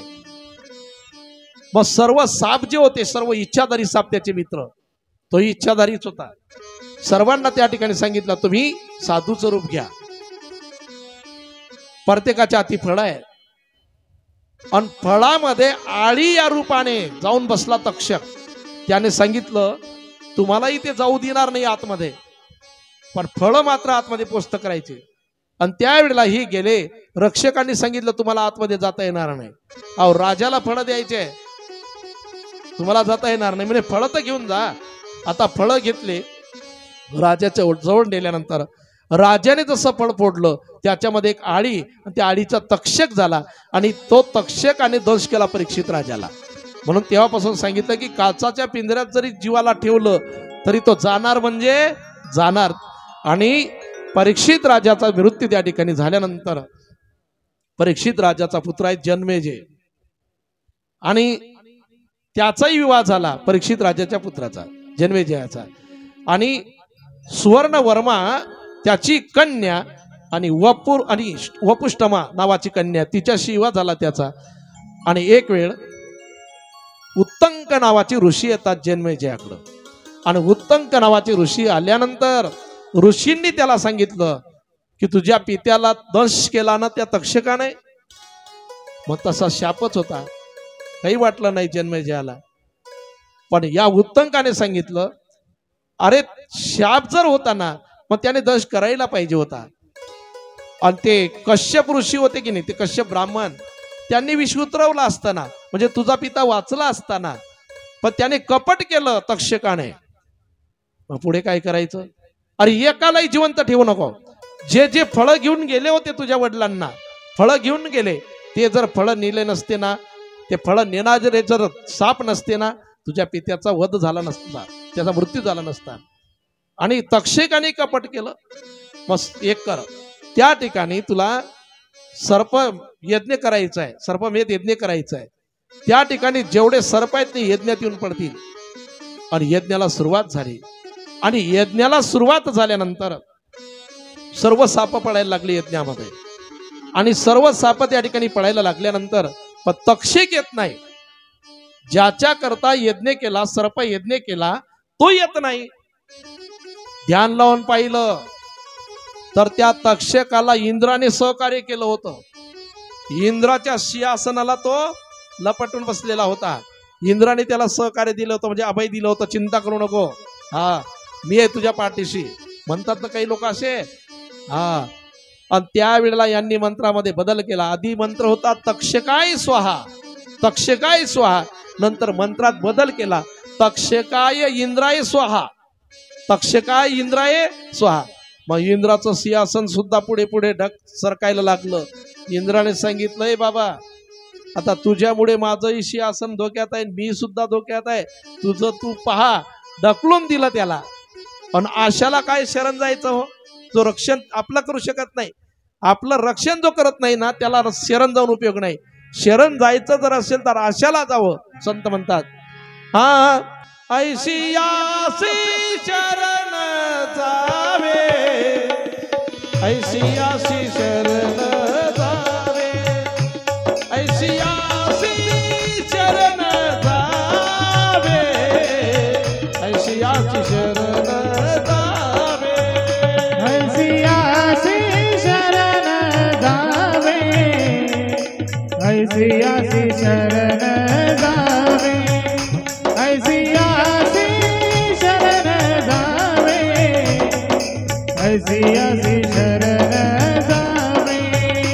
शक्तीची वेण वाची, शक्तीची वेण वाची, शक्तीची वेण वाची, शक्तीची वेण वाची, ऐशी आसी शरण जावे, ऐशी आसी शरण जावे, ऐशी आसी शरण जावे, ऐशी आसी शरण जावे, ऐसी आसी शरण जावे, ऐसी आसी शरण जावे, ऐसी आसी शरण जावे, ऐसी आसी शरण जावे. ऐशी आसी शरण जावे, शक्ती जीवे न वंचे, ऐशी आसी शरण जावे, शक्ती जीवे न वंचे. आशाला शरण जावं. आणि इंद्राने ढकलून दिलं ना त्याला, जा आता तक्षक सुद्धा पडणार. मग तक्षकाने आणि अस्तिक मुनीला त्या ठिकाणी बरं का शरण गेला तक्षक अस्तिक मुनीला. आणि अस्तिक मुनीला शरण गेले. अस्तिक मुनी हे जरात्कारु पुत्र होते. जरात्कारु ऋषी आहे ना, त्यांचे पुत्र होते अस्तिक ऋषी. आणि अस्तिक ऋषींना शरण गेले. आणि साप हे मामा होते याचे, बरं का. आणि त्या ठिकाणी खूप लंबा प्रसंग आहे. कश्यपाच्या दोन पत्न्या कद्रू आणि विंता, बरं का, कद्रू आणि विंता. आणि एक वेळ त्या दोघी त्यांनी अशी पैज लावली, चांगलं बारीक आहे का, की सूर्याचे घोडे जे आहेत ना, सूर्याचे घोडे कद्रूने सांगितले काळे आहेत, आणि विनता हे आणि गरुडाची आई आणि सापांची आई. सापांच्या आईने सांगितली घोडे कसे आहेत, काळे आहेत. सूर्याचे घोडे कसे आहेत, पांढरे आहेत. गरुडाची आईने सांगितलं पांढरे घोडे आहेत.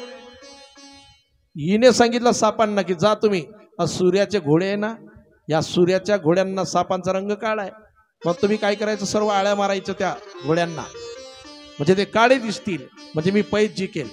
आणि जी पैज हारली ना, तर तिने काय करावं, दास्यत्वपद करावं. गरुडाची आई भोडी होती, हिने काय केलं, सापांच्या आईने त्या सापांना आज्ञा दिली. काही साप गेले आणि त्या सूर्याच्या घोड्याच्या पुच्छेला त्यांनी बरं का आळ्या मारल्या, ते काळे दिसायला लागले घोडे लांबून. पण काही साप गेले नाही. ऐका चांगलं, काही साप गेले नाही. काही म्हणाले खोटं कशाला बोलायचं, साप जरी होते, विषारी जरी होते, पण त्यांच्यात बी इमानदारी होती, आहे की नाही. म्हणजे विषारी नागांमध्ये सुद्धा माणुसकी होती. मी म्हणतो आता माणसाची माणुसकी कुठे हरवली, तोच प्रश्न आहे की नाही.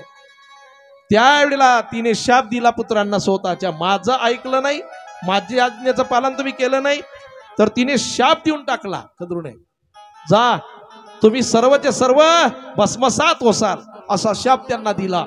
आणि ज्यांना ज्यांना शाप दिला होता ना, ते साप पडायला सुरुवात झाली होती यज्ञामध्ये. पण तक्षकाने विनंती केली आणि अस्तिक मुनीला, आणि अस्तिक मुनीला विनंती केली की आमचं सर्वांचं तुम्ही रक्षण करा.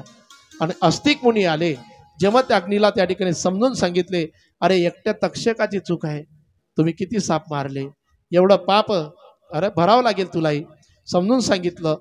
मी तर आधी प्रतिज्ञा होते की एकही साप ठेवायचं नाही. पण अस्तिक मुनी आल्यानंतर त्या ठिकाणी सर्पयज्ञ थांबवला, समजून सांगितलं, आणि जन्मेजयाने सर्पयज्ञ थांबवला. आणि आजही एखाद्याच्या घरामध्ये जर साप निघत असेल, सतत साप जर निघत असेल, आणि त्या ठिकाणी हातामध्ये वाळू घेतली, आणि वाळू घेऊन जर आपण ओम अस्तिकाय नमा, ओम अस्तिकाय नमा असा मंत्र म्हणून जर ते 11 वेळा, 21 वेळा, 51 वेळा म्हणा, 7 वेळा असं जर त्या ठिकाणी मंत्र म्हटला, आणि आपल्या घराच्या अवतीभोवती जर ती वाळू टाकली ना, तर त्या घरामध्ये साप दिसत नाही, साप येत नाही. एवढंच नाही, घराच्या द्वाराच्या जवळ जरी अस्तिक मुनी लिहिलं तरी सुद्धा साप येत नाही. अस्तिक मुनी बरं का, येत नाही. ज्या ठिकाणी समाधी असतील तिथेही साप त्रास देत नाही. आणि अस्तिक मुनी लिहितात काही काही दरवाज्यावरती, पण आता दरवाज्यावरती लिहायलाच जागा आली नाही, आहे की नाही. पण त्या ठिकाणी अस्तिक मुनीचा मंत्र आणि जप जरी केला आपण, तरी सुद्धा त्या घरामध्ये त्या सापाची बाधा होत नाही. कारण सापांना जीवदान देणारे म्हणजे अस्तिक मुनी आहे. म्हणून जेही त्या अस्तिक मुनीचं त्या ठिकाणी जप करतात ना, मंत्राचा उच्चार करतात ना, साप त्या घरातील लोकांना त्रास देत नाही.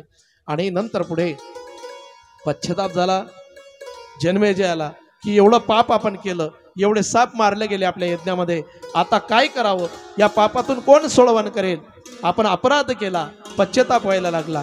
आणि त्यावेळेला व्यासदेव येतात, आणि व्यासांची आणि जन्मेजयाची भेट झाली, आणि जन्मेजयाने व्यासांच्या चरणाला मिठी मारली आणि सांगितलं, महाराज आता मला एवढ्या पातकातून कोण वाचवेल, मी कोणत्या देवाची आराधना करावी, मी कोणाची साधना करावी, एवढे साप मी मारले, एवढा अपराध मी केला, आता हे मला कर्म सोडणार नाही, पण याच्यातून मुक्तता जर मला करून घ्यायची असेल, माझ्या पित्याचाही उद्धार करायचा असेल परीक्षितीचा, तर मी काय करावं, कोणती साधना करावी, एवढी कृपा करून तुम्ही मला सांगा.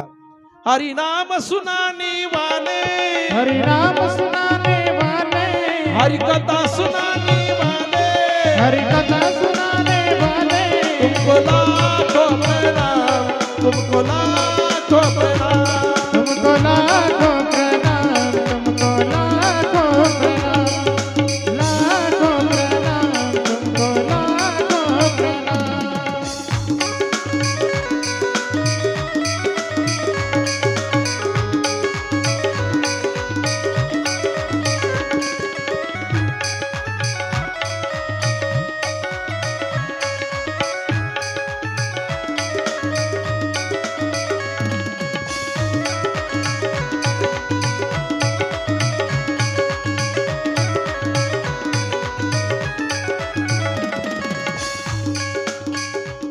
हम भूल रही थी बन में, हम भूल रहे थे वन में, बल खो बैठे थे तन में, बल खो बैठे थे तन में, हो राह दिखाने वाले, हो राह दिखाने वाले, हो राह दिखाने वाले, हो राह दिखाने वाले, तुमको लाखों प्रणाम, तुमको लाखों प्रणाम, तुमको लाखों प्रणाम,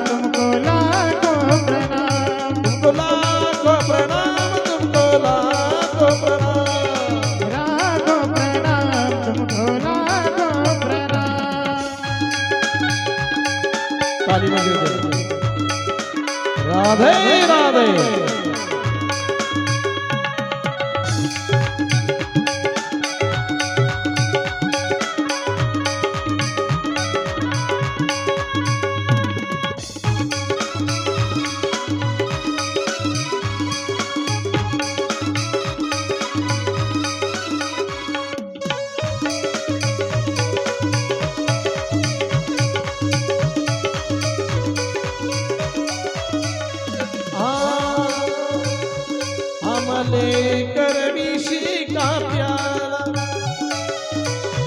जा रहे थे यम के द्वारा, हमले कर विष का प्याला, हमले कर विष का प्याला, जा रहे थे यम के द्वारा, जा रहे थे यम के द्वारा, अमृत पान कराने वाले, अमृत पान कराने वाले, अमृत पान कराने वाले, अमृत पान कराने वाले, तुमको लाखों प्रणाम, तुमको लाखों प्रणाम, तुमको लाखों प्रणाम, तुमको लाखों प्रणाम।